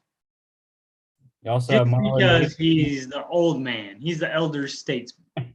You also have Marlon Davidson down there for the Falcons, getting the pick 6 off of Tom Brady as a defensive tackle. 3-yard pick 6 and a pass deflection. That was a long run. I'm just kidding. All right, Bucks covered minus 10.5, under 50.5. Cardinals 33-22 win over the Bears in the rain. Andy Dalton, what a day. 4 picks for Dalton. Started out with 2 straight picks on drives. The one was absolutely just crushing for it. I mean, Komet hit the ground, and he hit the ground, and the ball he just like threw it to, I think it was Byron Murphy, and he's just like, here you go, bud, right for you. It's like, well, how much worse luck can you get than Andy Dalton had on a couple of those picks? I said something about Kyler Murray. His numbers aren't eye-popping, but every time he touches the ball, it's like, are they going to score? Is he going to run? And so for me, you take him away, and maybe he loses the MVP race because McCoy won him games, but there's such a different dynamic to this team. With that said, this is a well-rounded team. You have JJ Watt that went out. They're winning a game. They're 10-2. You're getting stuff from Connor, whether that's not great average, but then he's getting receptions. He's getting into the end zone. And DeAndre Hopkins, whether he steps on the field for 5 plays or not, he changes the landscape of this game. 2 receptions and he's got a touchdown. Yeah, I was very happy that James Conner didn't score a rushing touchdown and he scored a receiving touchdown, because I have the rushing touchdowns later at the end of the season as James Taylor. Jonathan Taylor. So Thank you, James, for not scoring a rushing touchdown. Yeah, it was weird. You know, Kyler only had 123 passing yards, but he scored 4 times. So I think what is funny is, and you played something that made you, I guess, I mean, you were 100% right with the Utah State, and I'm not bringing that up, but everybody was on me like, okay, maybe the Cardinals are a wild card team. I said this team's going to be good this year.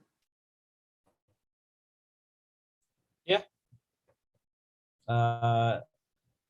Defensively, I'm going with Byron Murphy. 6 tackles, 4 solos, a half a sack, 2 pass deflections, a QB hit, and a pick.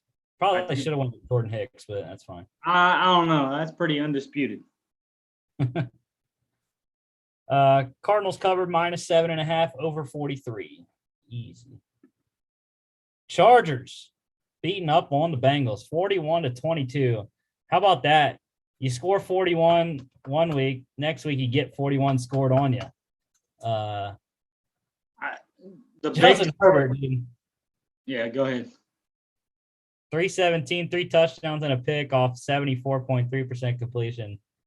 He put up points, fantasy-wise, a lot of points in this game. I'm very happy to take them all. My takeaway from this game is, and I said, oh gosh, why did you pick this as my dog or lock? I don't remember which one it was. What I walked away from this game is 6 sacks for Burrow. It looked like his rookie season. Mm-hmm. Yeah. I was just, you know, like I said, I was excited about Justin Herbert and being able to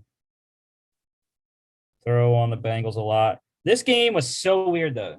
You know, look at the runs that occurred in this game.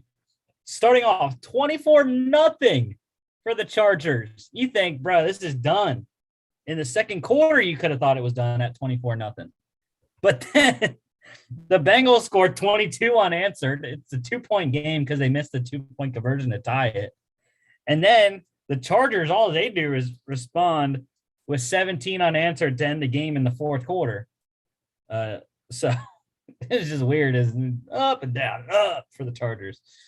But yeah, Mike Williams, nice day, 5 for 110 on 7 targets. T. Higgins, weirdly, the leading receiver. Yeah.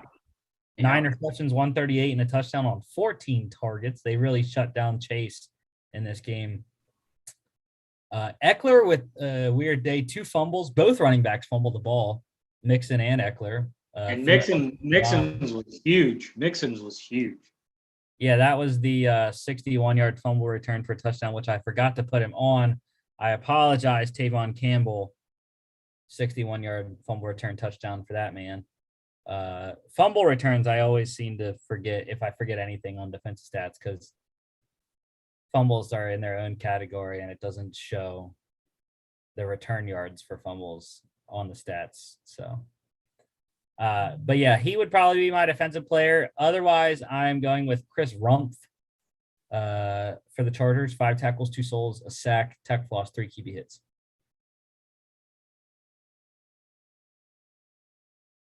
Chargers plus 2.5 over 49.5. Okay, I hate this game so much. Lions get their first win of the season, 29-27 over the Vikings. You know, they were a day short, Mark.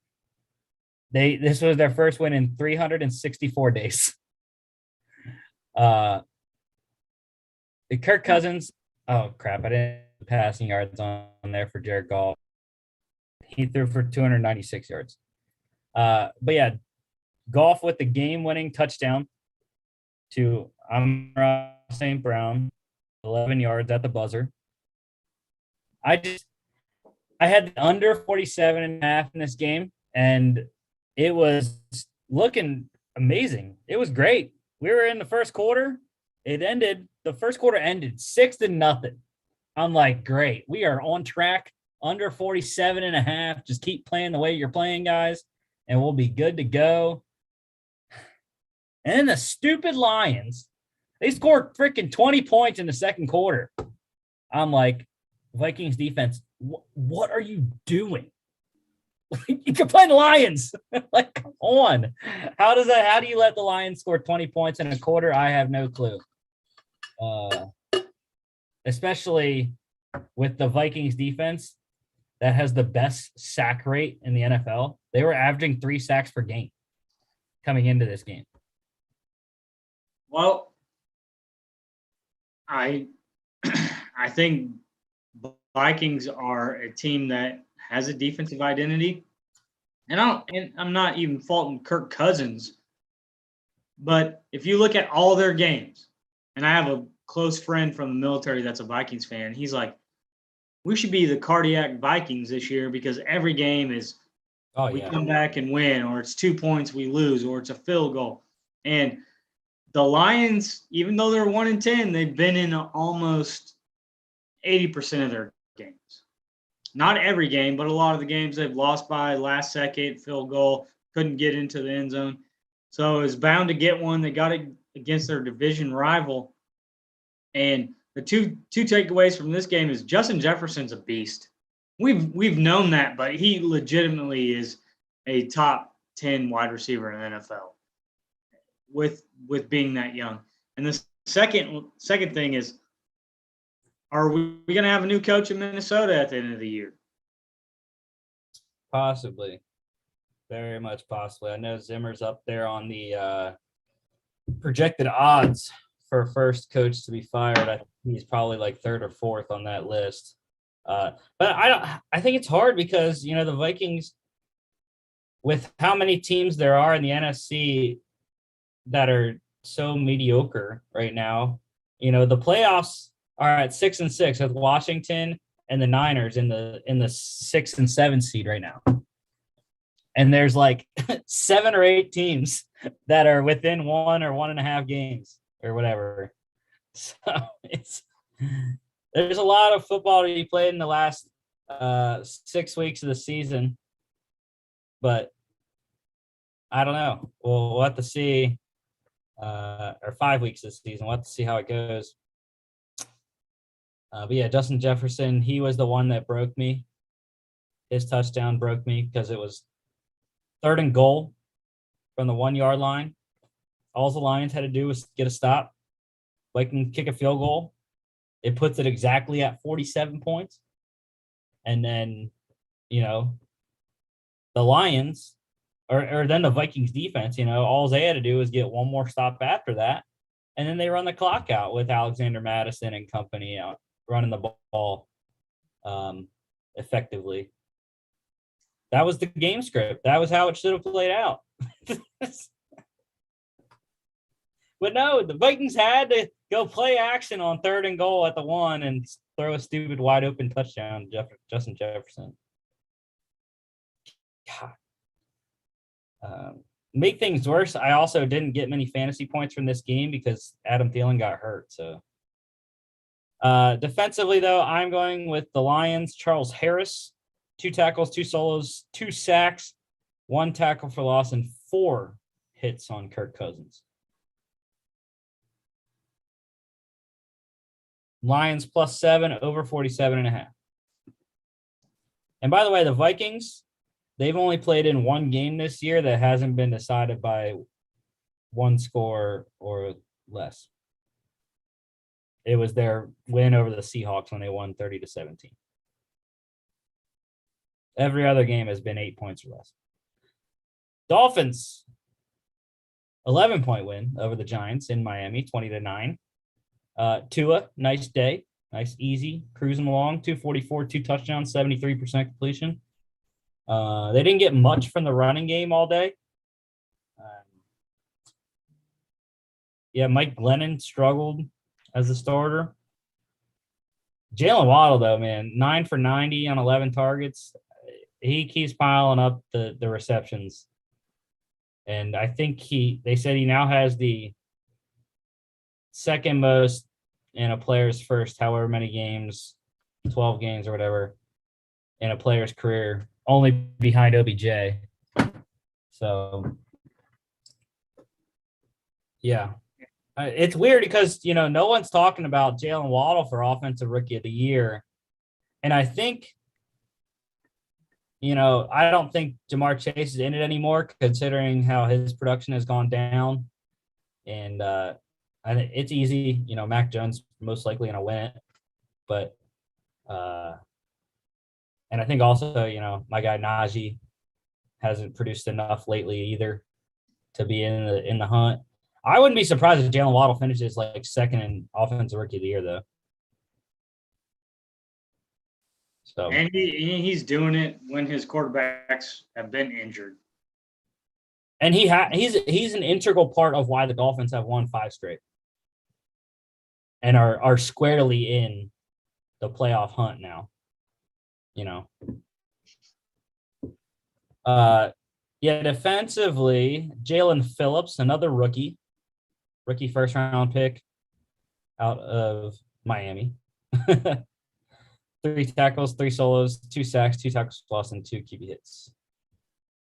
I don't know what the Giants are doing at quarterback, which we'll talk about that though. Coming up.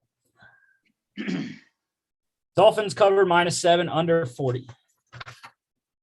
Colts blanketing the Texans 31-0. This one was in Houston at NRG Stadium. Carson Wentz, kind of like Tua, didn't have to do anything. Jonathan Taylor, 32 carries, 143, 2 touchdowns. I was disappointed he fumbled the ball, but he got me yards and he got me touchdowns. I think the he's rushing yards as well. Running away with a touchdown record, or not touchdown of the year. Yeah, well, I have him rushing yards too. I got that very good value, just like the rushing touchdowns. Rushing yards and touchdowns were I got them so at great values. I think the rushing yards was at like plus 1,000 and the rushing touchdowns was 950. Like, dude, that's a ridiculous value that I got him. And it was right after Henry got hurt. And I was like, who is leading these categories besides Henry? Taylor and Taylor. So he's running away with it. Unfortunately, his competitors will have a chance to catch up to him this week with the bye week. But I like it because, he's getting he's getting 2 weeks to kind of rest, get his body, some rehab, and come out fresh after the bye. So love the way the Colts are going right now. They're riding 28. And we talked about Brady for MVP. That's another bet I have in for Jonathan Taylor that I took on a whim. Taylor for MVP, I think, is a real thing, especially if the Colts make the playoffs. And even possibly, I am not ruling out the way that the Titans are playing right now. I'm not ruling out the Colts don't win the AFC South. I might have to look at those odds because when you look at it, the Colts are 1.5 games back right now of the Titans. So obviously, we'll have to see what happens next week if the Titans go up 2 games since they're playing. And most likely the Titans will go up 2 games because they're hosting the Jags. So, but yeah, I love the way the Colts are trending. So, Michael Pittman, 110 total yards off 8 touches here. And let's see, what else I want to talk about? I guess defensively. Let's go Al-Qadim Muhammad for the Colts. 3 tackles, all of them solo. 2 sacks, 2 tackles lost, 3 QB hits. I do have to mention, though, former Eagle and leading tackler for the Texans, Kamu Grugier-Hill, 20 tackles, half of them solo, 10 solo tackles, a sack, 3 tackles for loss, and a QB hit. That's just absurd to get 20 tackles in a game in the NFL.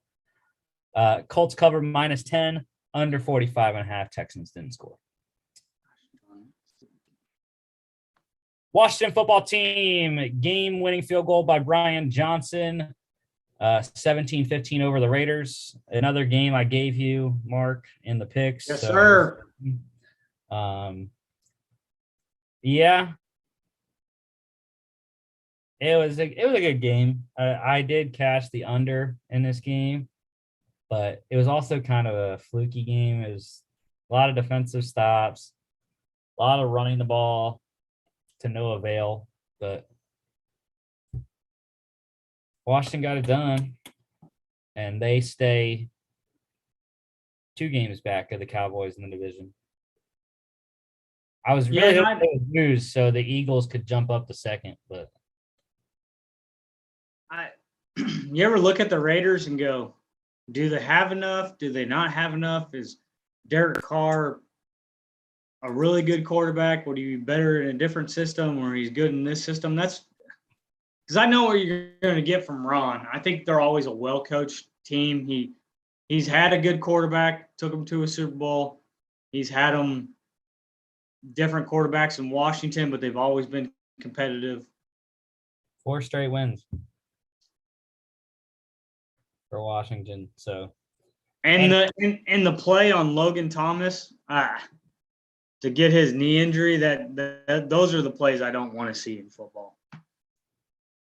Yeah, see, I saw his tweet about that, no,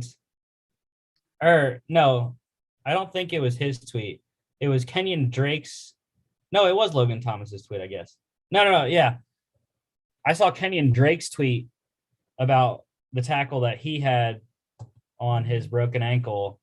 And I saw the Logan Thomas thing. That wasn't tweeted out from him, though. It was someone else that tweeted that out. But yeah, I agree. The Logan Thomas one I don't like. Kenyon Drake's injury, though, I don't really know how you can police tackling like that. You know, it's hard not to, his issue was that people are tackling, defenders are tackling and swinging their legs around to leg whip the offensive player's legs and get him down that way, causing leg injuries to skill position players. But it's like, I don't know how you can throw a flag on those kind of plays. It's in my opinion, and I know the both that we're talking about, but Logan Thomas's wasn't even a tackle. It's like a fake block. Yeah, Yannick Ngakoue was purposefully avoiding getting blocked by going low, which and maybe unexcusable considering how big Ngakoue is. It's not like he's a skinny little corner. Right. And that's my other thing is Logan's got to keep his eyes forward and jump over. And I think he was. And you slow it down, it looks like he's trying to get over it. I don't. My thing is, the only thing I don't like about that play is it's near the play, but it really isn't near the play. Mm-hmm. I think his was tough too because his was more of a slide block. Yeah, the line's going one way, he's coming back to crack on the other way. So I don't know. It's football. It's football, right? It's contact. My boy Renfro having an amazing season. 9 for 102 and 10 targets. Love having Renfro. Have you ever, and my thing about Hunter is, have you ever looked at him? Like, if you look at just look him up on the internet. He looks like you and I. He really does. He is not a big guy. He looks like a dad with a couple kids, and he eats pizza and takes them to their soccer games. That's why they called him the old man when he was at Clemson. Because he looked like he was about freaking 28 and playing with 22-year-olds. I just love it. 23. I love it. Yeah, defensively, I don't know. I'm actually going to go with Nate Hobbs for the Raiders. 9 tackles, 4 solos, tackle for loss, pass deflection, and a pick. Let's see. Washington cover plus 1.5, under 47.5. Your Rams, Mark, destroying the Jags in LA, 37-7. Matthew Stafford, nice day. Again, I didn't put the yardage. I don't know why I have a problem with that, but Matt Stafford, 295. 295. And I guess I didn't put all of the stats for Trevor Lawrence. 16 of 28, 145. No touchdowns, no picks for Lawrence. I'm just happy to see that we had over 100-yard rusher. I'm just being honest. It was out of nowhere. I mean, granted, you knew Darrell Henderson wasn't going to play, even though he was active for the game. I thought he did play a little bit. No, he didn't. But yeah, good day for Sony. I know I dropped him a long time ago. Probably back in September, I dropped Sony Michel off my fantasy roster because he was irrelevant. Getting traded from the Patriots because Henderson was taking all the snaps. 24 carries, though, 121 yards, a touchdown. I'm just happy because just like Jonathan Taylor, dude, I have my little bet for Cooper Kupp to win the receiving yards race, and he's doing just that. No catches in the first half. And they come out on the first 3 drives of the second half, and he pretty much has all his stats on those first 3 drives, 8 for 129 and a touchdown off 10 targets. Absolutely love Cooper Kupp. And yeah, he's getting me. He's only had 1 game this season in fantasy that he scored under 20 points. That's why he's easily the number 1 receiver. He's killing it. Interesting. Laquan Treadwell led the way receiving for the Jags in this game, 4 for 62 on 5 targets, finally finding a home, I guess, in Jacksonville after a couple stops after being a first-round pick of the Vikings a few years back. Odell, his first touchdown as a Ram in this game. Not a lot of production otherwise, but still learning. And I know Stafford's been trying to hit him on one of those deep routes, but he just can't hit him yet. So Found the end zone, though. yeah, help me out in my daily fantasy lineup in one of them. Defensively, I'm just going to go top guy. Your rookie linebacker out of South Carolina, Ernest Jones, 3rd-round pick, 9 tackles, 5 solos, a half a sack, pass deflection, and a QB hit. Rams cover -14, under 48. Jags just couldn't score another touchdown. Or the Rams, whichever one you want. Steelers, woo woo, lone wolf, baby. 20-19 over the Ravens in Pittsburgh. Ben, no turnovers. Lamar, another pick, and it was a bad one. Early in the first quarter, just lob it up. Here you go. It's like that game we used to play as a kid, jackpot. Lamar said $500, and Minka got all 500 of those bills. Minka Fitzpatrick with the pick in the end zone, easy money for him. I was disappointed. Najee Harris did not score a touchdown in this game. He killed my parlay. I had a touchdown scoring parlay that the first 2 legs hit easily. Jonathan Taylor scored early.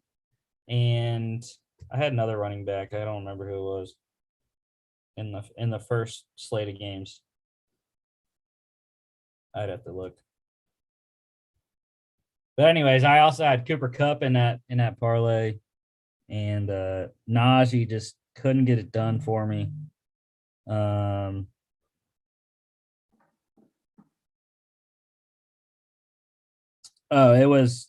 had Leonard Fournette scored easily as well. So, but yeah, I also lost a little one because I took one of the odds boosts on the site. It was plus 310 for both teams to score a rushing and a passing touchdown. And it was set up perfectly. I mean, Lamar threw a touchdown at the end that should have tied the game. They went for 2, didn't get it. But if it would have went to overtime, we would have had another chance for a Najee touchdown and a rushing touchdown. But I was just disappointed because they didn't get the ball to Najee enough when they got to the 5-yard line of the Ravens, and they threw the second touchdown to Deontay Johnson, who had a marvelous game. 8 receptions, 105 yards, 2 touchdowns on 11 targets. But, yeah, good win for the Steelers. Like I said, much needed. They had to pull the Ravens back, and now you look at it, they're Right where they need a game and a half out. Right where they need to be. So, every year in that division, they're right there.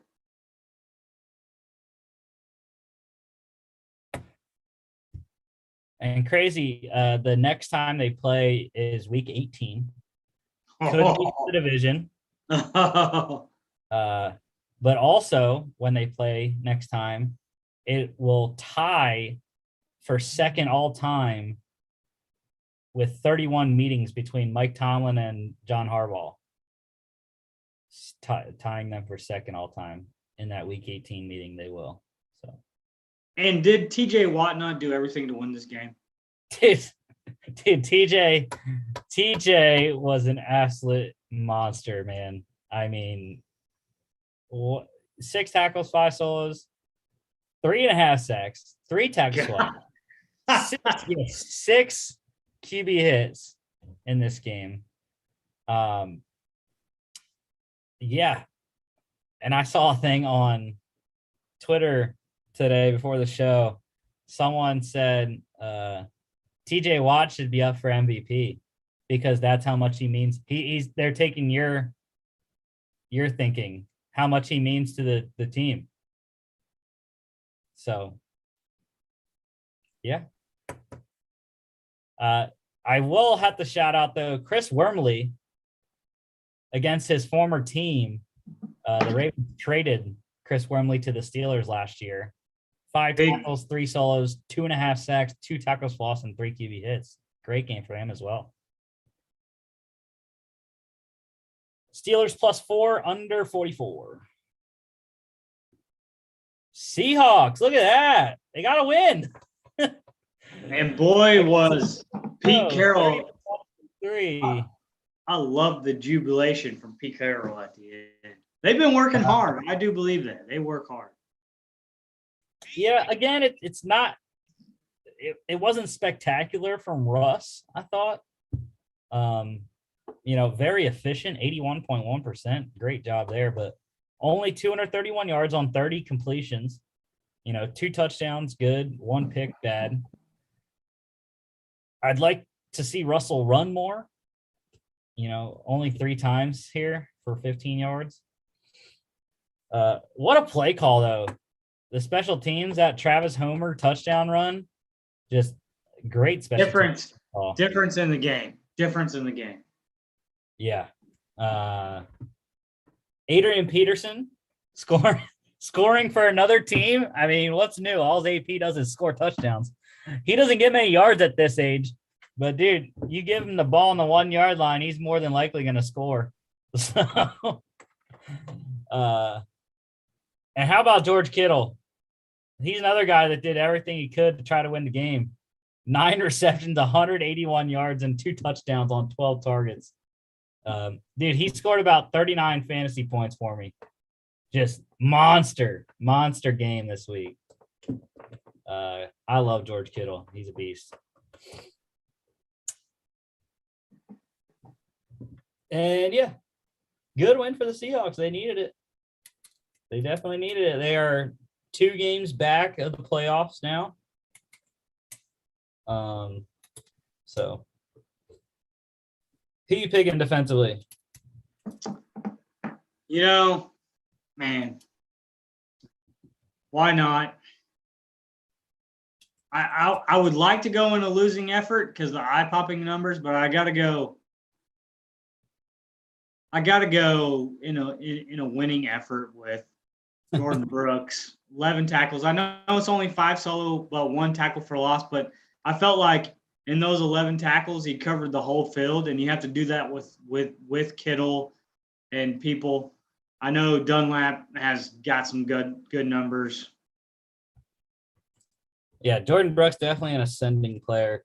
I'm gonna go back to old reliable though. Nick Bosa, 3 tackles, 3 solos, a sack, 3 QB hits. All right, Sunday Night Football. The Chiefs, man, they are rolling, 22-9 over the Broncos. Patrick Mahomes did not have a good night. 184, a pick. Granted, he didn't have the ball a lot of the game, especially in the first half. The Broncos dominated time possession. The thing is, Broncos, you have a 20-play drive. and you don't get any points out of it. That is debilitating to say the least. I took a lot away from this game, if that makes sense. So I don't, we've been taught we're making good time. We're about off of here. We got a lot of news to cover, but for me, this game is we already know the winning streak that the Chiefs are on. All you have to do is dominate your division to get into the playoffs. What I took away from this game is you found a way to win without your star quarterback, and that's been the whole mantra is there something wrong with Patrick Mahomes? Even if there is, the Chiefs just found a way to beat a division foe without him beating him by himself. And you and I've talked this entire season. I thought he was trying to do too much. When he should have checked down, he was trying to go downfield. When he should have checked down, he was trying to run when he had no running space. Well, now you had another dimension to this. They found a way to win with their defense. Yeah. On the flip side, Bridgewater, not a good game, but look at that running back from North Carolina. Oh, my gosh. Yeah, I loved it.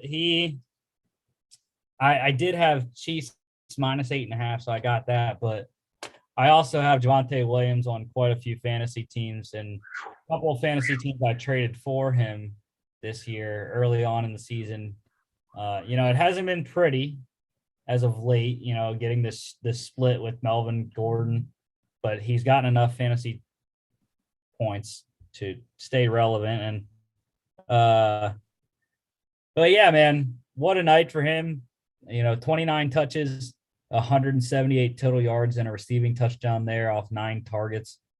And it begs, you have to ask it now, should they go back to what it was with him and Melvin splitting carries? I mean, obviously they didn't win in this game, but that wasn't Javonte's fault.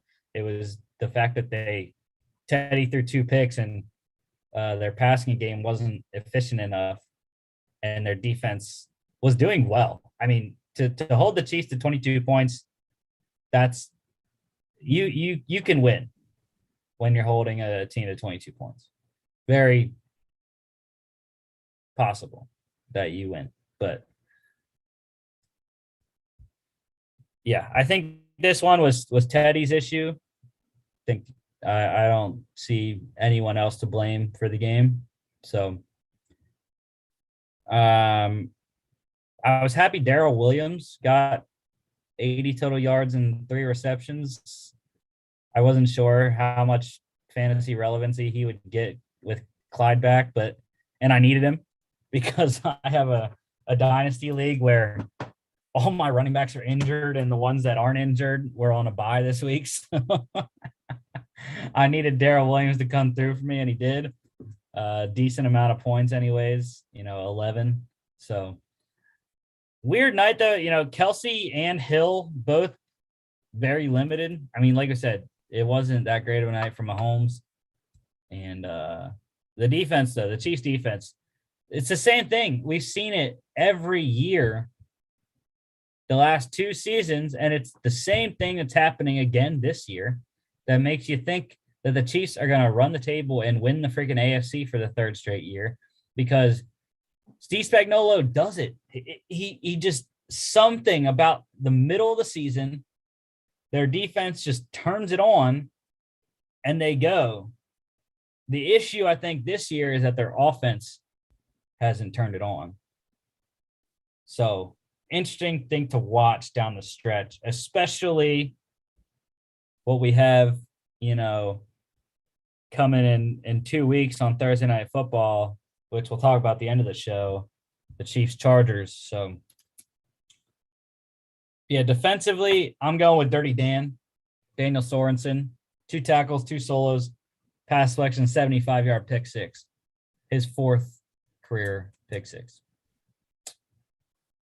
Chiefs minus 8.5 covered, under 46.5. All right, college news here. Let's go. Roll through. Are you ready? I don't think so.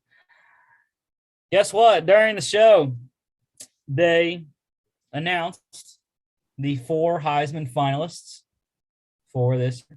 They are Alabama quarterback Bryce Young, Ohio State quarterback C.J. Stroud, Pittsburgh quarterback Kenny Pickett, and Michigan defensive end Aiden Hutchinson. So Bryce Young is going to win that. no, Kenny Pickett's going to win it.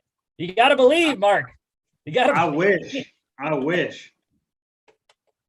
Maybe the more popular person. There is a fan vote. Did you know that, Mark? There is a fan vote that is. There is a fan vote that got circulating, which actually makes me, I don't know what's a good word, chuckle or whatever. Everybody was trying to get Jordan Davis on that. And then after that Bama game, he's nowhere to be heard of. It is included. It is included in the Heisman calculations of who wins. So I'm just saying, we can get enough people on Kenny Pickett, you know. Let's make it count. Let's do it. Let's do it. Alabama, the wide receiver John Mechie, like I said, he's going to miss the college football playoff. Done for the year, ACL tear. I told everyone at the bar right away. I knew. It was. I looked at my wife and said ACL.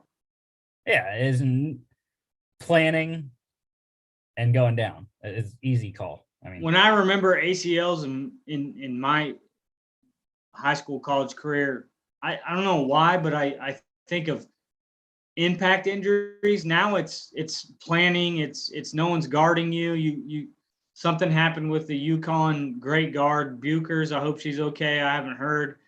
She was just dribbling up the court and fell over. It's all people aren't even around you anymore. Yeah. All right, let's get to coaches here. Coaching carousel for college. Ole Miss, they signed head coach Lane Kiffin to a new contract. I didn't hear anything about the details of it, but he is staying in Oxford for the foreseeable future. Just today, Miami, they have fired head coach Manny Diaz, and right away they had their new coach, just like that. It is Oregon head coach Mario Cristobal will be taking over for the Hurricanes. It's his dream job. That's why he took it. That's why he wants to leave, or he had to leave Oregon. So a lot of that, like you said, it's his dream job. He's from Miami, played there on 2 national championships, assistant coach. What people don't also know is his mom is going through chemotherapy. She lives in Miami. It's closer. From what I know, it was never about money to take this job. It was also being closer to his mom. This is the one job that I don't like the optics, because someone reported on this before it happened and Diaz was recruiting, and he made a statement like, what's going on? This is going to be news to me. With that said, I don't think Diaz is going to get himself a head coaching job unless he goes lower, but he's been known as a good DC. And guess what? DC is open in the ACC. I think it would be a good fit for Clemson.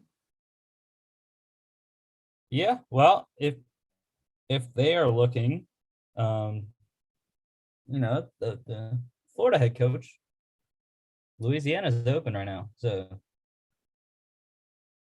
all right, the Oklahoma, you kind of mentioned it. They have their new head coach. It is Clemson defensive coordinator Brent Venables, long time Clemson DC. Highest paid DC for I don't even know how many years, but finally taking a head coaching job elsewhere away from Dabo. Maybe it was because Brent saw how crappy the quarterback play was and said, well, I don't think we're going to win another national title anytime soon, so I might as well jump ship while I can. And I thought that too, but I didn't realize that he was the DC coordinator from 04 to 11 at Oklahoma. So there's, okay. I think some of these that I've dug into the coaching carousel, is there some familiarity. Mm-hmm. And I think Oklahoma coming to the SEC, I don't know if it's right or wrong. Lincoln could have done a different dynamic to the SEC where it's all about quarterback play and a bunch of offense, but I think Oklahoma did the right thing going to get a defensive guru. Why they come to the SEC? Yeah, I think it's intriguing you're gonna have to see who he gets for his offensive staff, because they do have an offensive issue, like we saw. Quarterback issue specifically. Is Caleb Williams the guy? Is he not? What other guys did they lose when Lincoln left, recruiting wise? And I think another big thing, that was made it easier for them to hire Venables was the fact that Lincoln took Alex Grinch with him, the Oklahoma defensive coordinator. So Colorado State, they have their new head coach. It is Nevada head coach Jay Norvell, which was weird. I agree with my boy Troy Hermo. He said, this is an upgrade. It's you're staying in conference for one, which is weird. And for two, I just don't I don't understand the move for Norvell to go to Colorado State. I like I said, I tried to dig deep into some of these. I didn't have a chance on this one, but I tried to peek at it, and I don't see the ties that you have as being a GA or an assistant coach. Did they give him a better deal, or does he think there's better recruiting? This is the one I don't understand either. So I agree with you and your friend. I mean, I guess the only thing I could see recruiting wise, for one, Colorado is not a football state necessarily, but he does get closer to the Dakotas. There's a lot of good players up there that, if they're looking at the transfer portal and guys coming from South Dakota State or North Dakota State, or even the other South Dakota, University of South Dakota, University of North Dakota, that would be the only thing I could see. But again, I don't think Colorado specifically, is that great, that rich with football talent. So granted, you had Philip Lindsay come out of Northern Colorado. So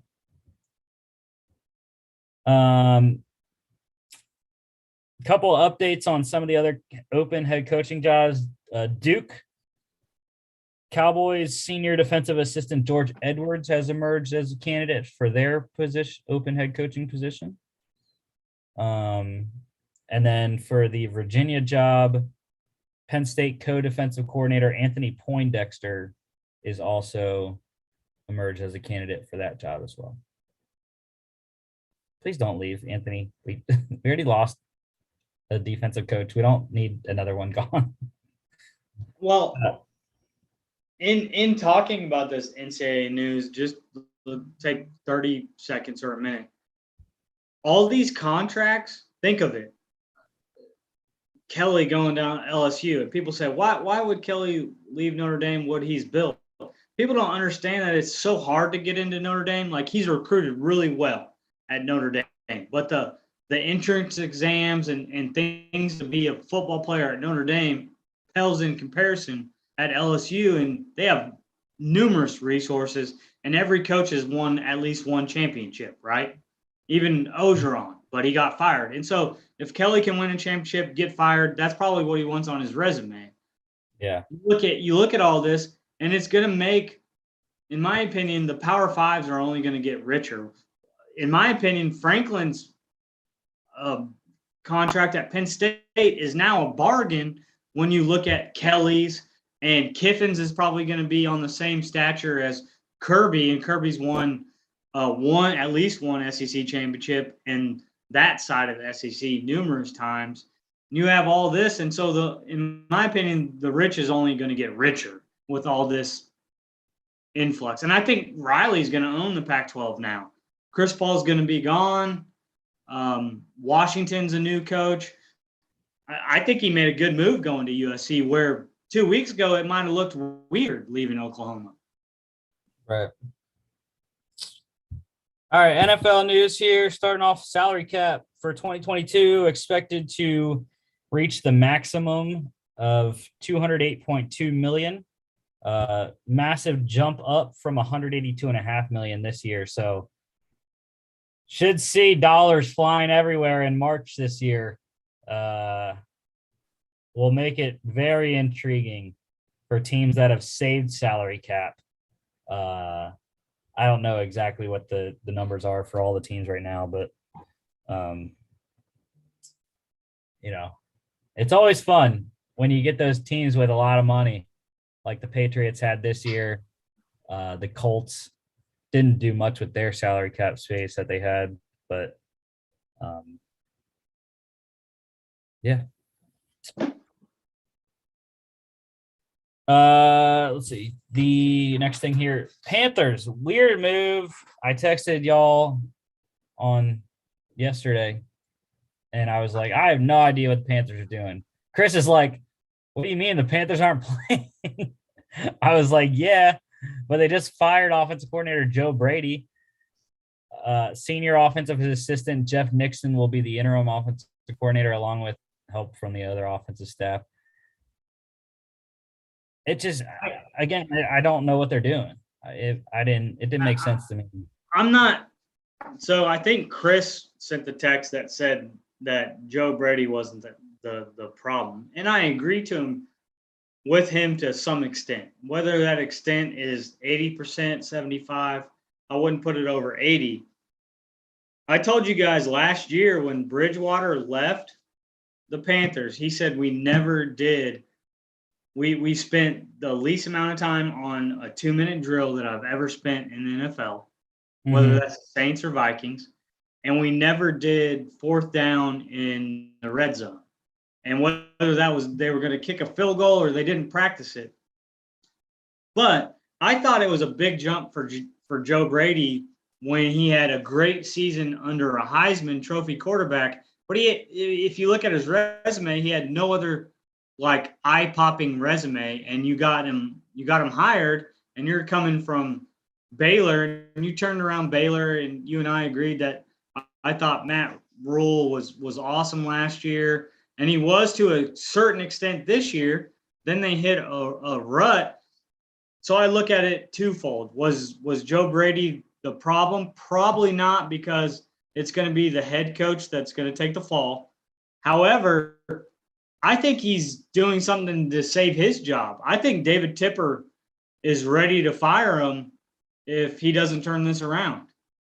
Mm-hmm. And I don't think Joe Brady was ready for an OC job. I think he would have been a really good quarterbacks coach and co-offensive coordinator in the NFL to learn more about the game. Yeah, I don't know. I was excited about him. I thought he had spent the years under Sean Payton as well in New Orleans before. So he already had NFL experience. And I agree with Chris. I didn't see any problems with the Panthers necessarily. Yes, their offense has been iffy. But is that the offensive coordinator's fault? Maybe. I just don't, Sam Darnold started off hot and then he went down. I think Cam has kind of been the same way. Started off hot that first game against the Cardinals, and then, the last two games haven't been that great. So I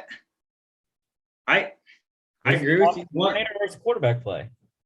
I agree. It's a quarterback play. I think that's the conundrum. It's almost like a Georgia conundrum. You and I can agree with that and attest to it as two fans.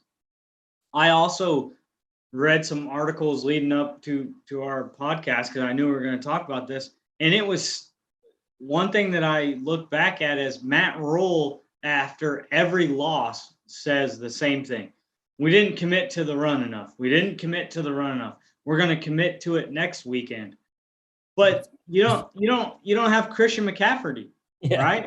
And so how are you going to commit to it? Or are you going to put someone out in the slot the way you do with him? So you don't have, in my opinion, you've built your offense around one player, and it's not Joe Brady's fault.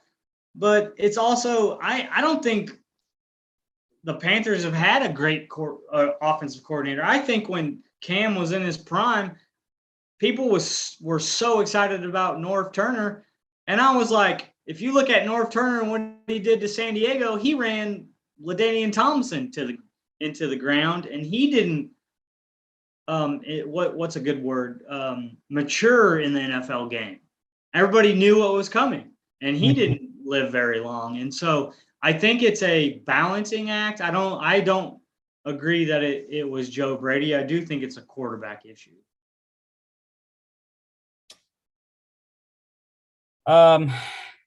Moving on to Big Ben, his comments this week, telling some teammates privately and some people within the organization he expects it to be his last season. I got a little irked. People were making a big deal about it, that he said that he expects it to be his last season with the Steelers. I'm not reading into that. Ben Roethlisberger will never play for anyone other than the Pittsburgh Steelers. I wholeheartedly believe that. And I don't, you can say, well, everyone always thought Tom was never going to lead New England, but here he is. But Ben's not Tom. Ben's taken a lot of hits over his career, especially early in his career. And you can see the physical decline. And I just don't think, I think he is ready mentally to hang it up and to go out this one last time this year. So I mean, I have to agree with you with that.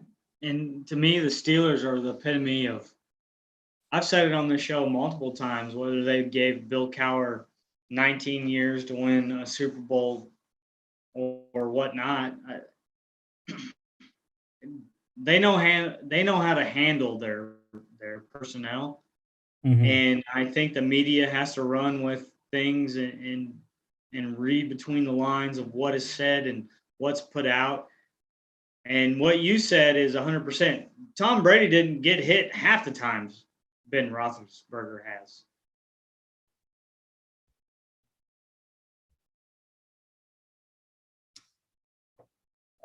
Let's see. Saints wide receiver Deontay Harris, he has officially been suspended for the next 3 weeks from his DUI arrest this summer. Knew it was coming. I believe he is appealing, or if this was the result of his appeal. I don't recall which one it is, but he will be out the next 3 weeks. Let's see. COVID list. Packers placed quarterback Jordan Love on the list. Chargers doing the same with wide receiver Keenan Allen, and the Saints doing the same with defensive end Cameron Jordan. Will be interesting to look at the Jordan Love thing, because I'm sure they would have said something by now on social media of whether Aaron Rodgers was considered a close contact or not. But that's the thing that I would look at with that situation, considering what you had everything with the Rodgers situation earlier. So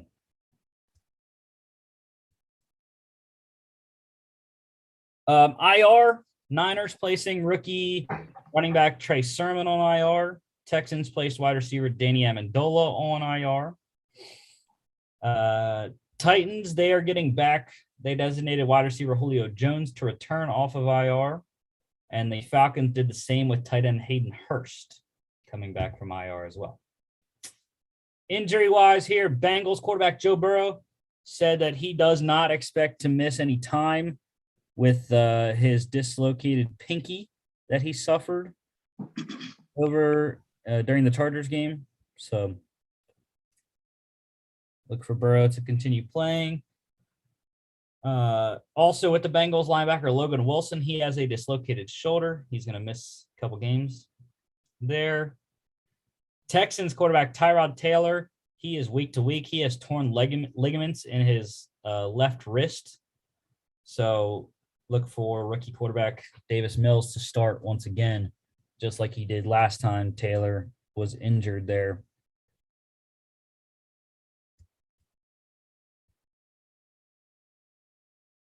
Let's see what else we got.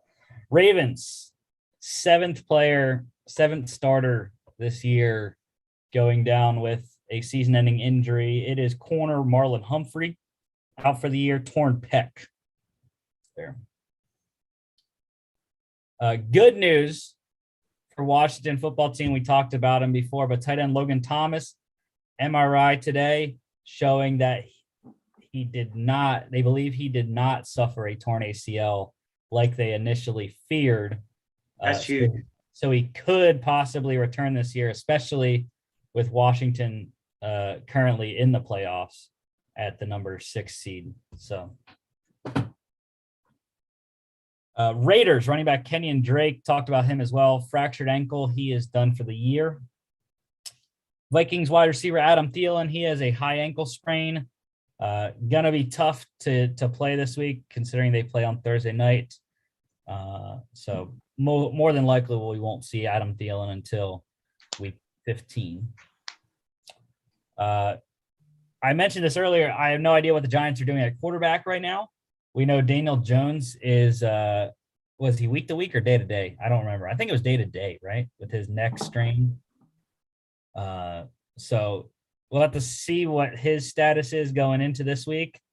But his backup, who started the game against Miami this week, Mike Glennon, he is in concussion protocol. So I don't know. I'm not sure who the third guy is in New York right now without looking. So, yeah, it'd be interesting if the Giants go into next week having to play their third string quarterback. Well, I guess there's our lock pick next week. I'm just kidding. Yeah, they're heading to LA to play the Chargers. Gosh. And it looks like, oh, I forgot who their third guy was. Gino? You know who their third guy is? Another New York? It's our boy Jake Fromm. I forgot the Giants signed him off the Bills practice squad. What? Oh, I did not know that. Yeah, he was the backup to Mike Glennon this week. Let's go. Let's see him play against the Chargers next week. So let's go. SoFi Stadium, baby. Also in concussion protocol, Niners running back Elijah Mitchell. Jets wide receiver Corey Davis, he is done for the year. He's going to have core muscle surgery. And then some transactions here. Falcons, they waived punter Dustin Colquitt to make room for Hayden Hurst coming off IR. And then the Jets signing their fourth, I think it's their fourth. It might be their fifth kicker. Eddie Pinheiro signed to the active roster after Alex Kessman missed 2 extra points this week. So, yeah, trying to get the kicker position figured out for the Jets somehow. All right, let's preview some games here. We got the pick standings. We all went 2-0 last week. Picked the Cowboys on Thursday night, and picked the Washington football team. We all picked them on Monday night as well. So y'all are still 2 ahead. It's fine. You know why? Because we're gonna get Chris tonight, Mark. You and we're gonna beat Chris tonight. Patriots at the Bills starting soon. Chris is lone wolfing New England. Buffalo. This is a big one, and I'm glad we're on the same train. And I'm not even going to use statistics or who's a better coach or better players. You know why I picked the Bills? I just want them to win that bad, and maybe that makes us lose. This is true. Yes. I agree, but also, like I said, it's in Buffalo. That's number 2. And for 3, Mac Jones tweeted out, I don't know if you saw that. He says he has never seen snow. Went to Alabama. I don't know where he's from, originally? Florida. Makes sense. Has never seen snow. He didn't play. He hasn't played in a snow game in New England yet because they haven't had any. So the wind, obviously we're not watching pregame. I don't know if you are, if you got your TV on or not, but I've seen some shots of the wind at the Bills Stadium, and apparently the over-under just keeps declining. They said from opening to wherever it is right now, they said it has dropped by at least 6 points as the over-under. So that is ridiculous. And apparently it's going to be very hard to kick and throw in this game tonight. I'm not afraid, though.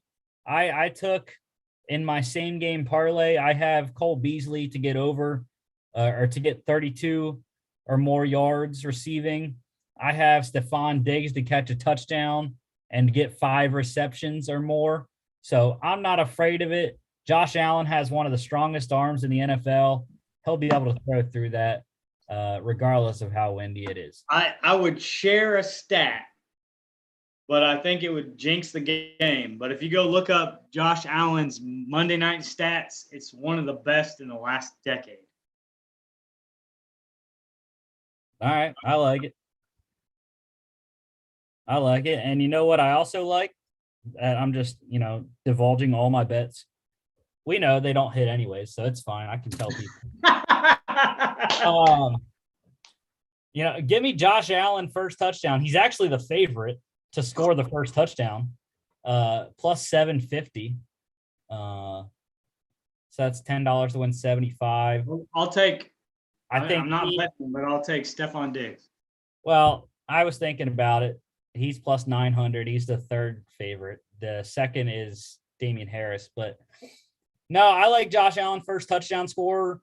I think they're going to get into the red zone and they're going to call QB draw or something like that. Or he's just going to scramble around and run, even against the vaunted Patriots defense. I think Josh Allen's legs are going to be a big factor in this game. So that's what I was about to say. So I agree.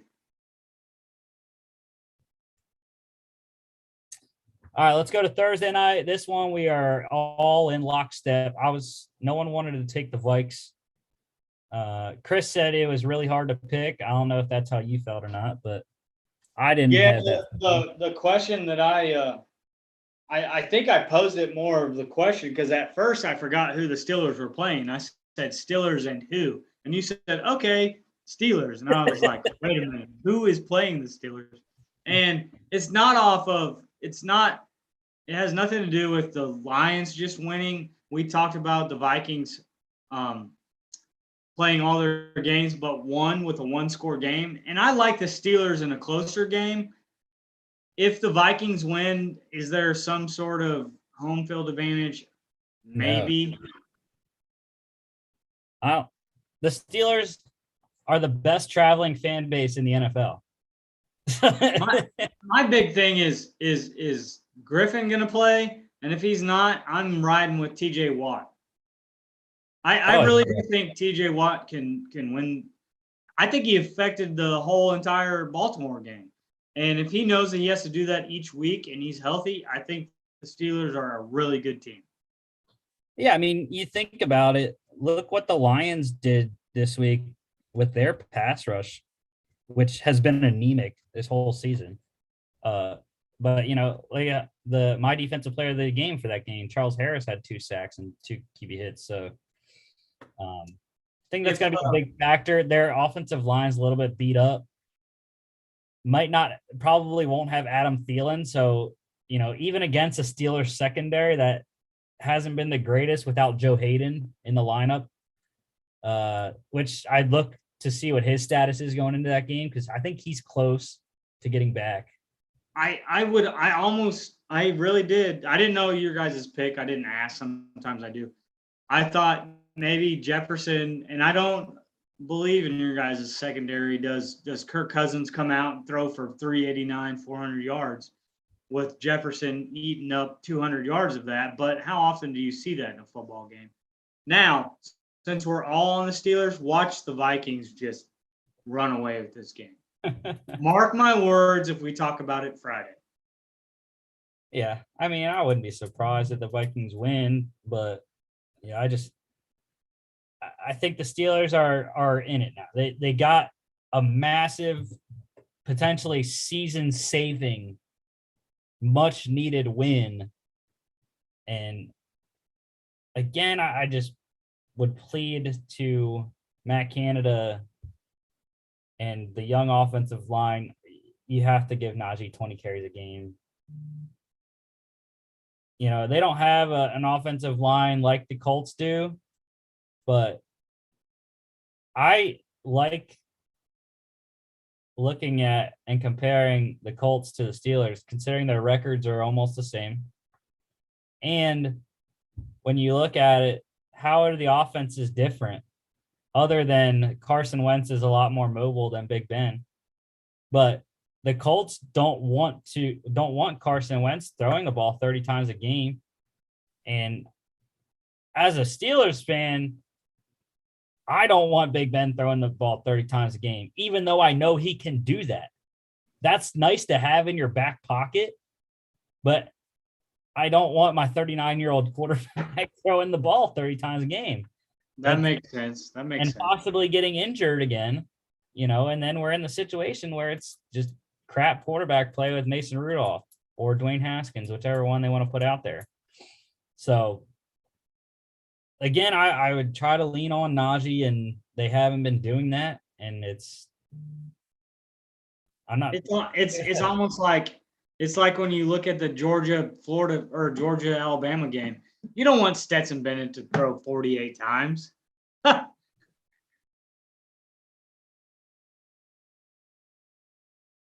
But yeah, we're all in Pittsburgh. Let's get it done. Let's move to within a half a game of the AFC North lead. If the Ravens lose and the Bengals lose, then the Steelers would be in second place at 7-5-1. And looking good. They would be looking very good. Considering, you know, the Ravens play the Browns. They're in Cleveland this week.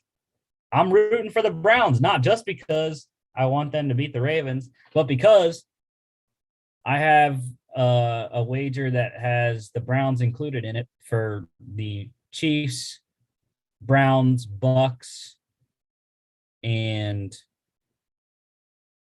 I forget who the fourth one is. I think it might be the Cowboys to make the playoffs. All four of them have to make the playoffs for that to hit. It might be the Cowboys. It might be someone else. Oh, no, it's the Bills, I believe. Bills, Chiefs, Bucks, Browns. All to make the playoffs. I think that's what it is.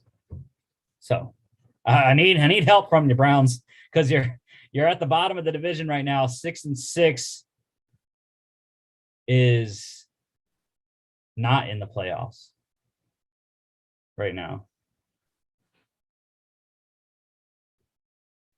Yeah, they are 11th in the playoff standings. One game out after the Chargers and Bengals. So 1 game's nothing. 5 games left. So, all right, next week we'll be back.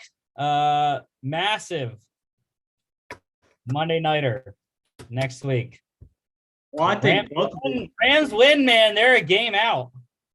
Both of these games are big. Yeah, Rams win though. They're a game out, and it is on in the NFC West. And then Thursday night game for the division lead, more than likely. Chargers are 1 game back right now. Chiefs play the Raiders, so by the time the Chiefs go to LA, that'll be their 3rd straight division game. Is that tough? Heck yeah. And the Chargers, like we said, host the Giants, so I don't think that they won't win. But I think both of these teams win. Our Chiefs are going to be especially a harder game, but these are fun matchups. I can't wait for what we have to preview next week. And I mean, the Chiefs are also at home against the Raiders, but they're looking to get revenge. I know.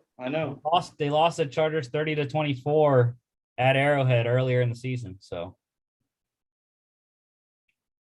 that would be massive for the Chargers to win and be tied technically, but have essentially a 2-game lead on the Chiefs.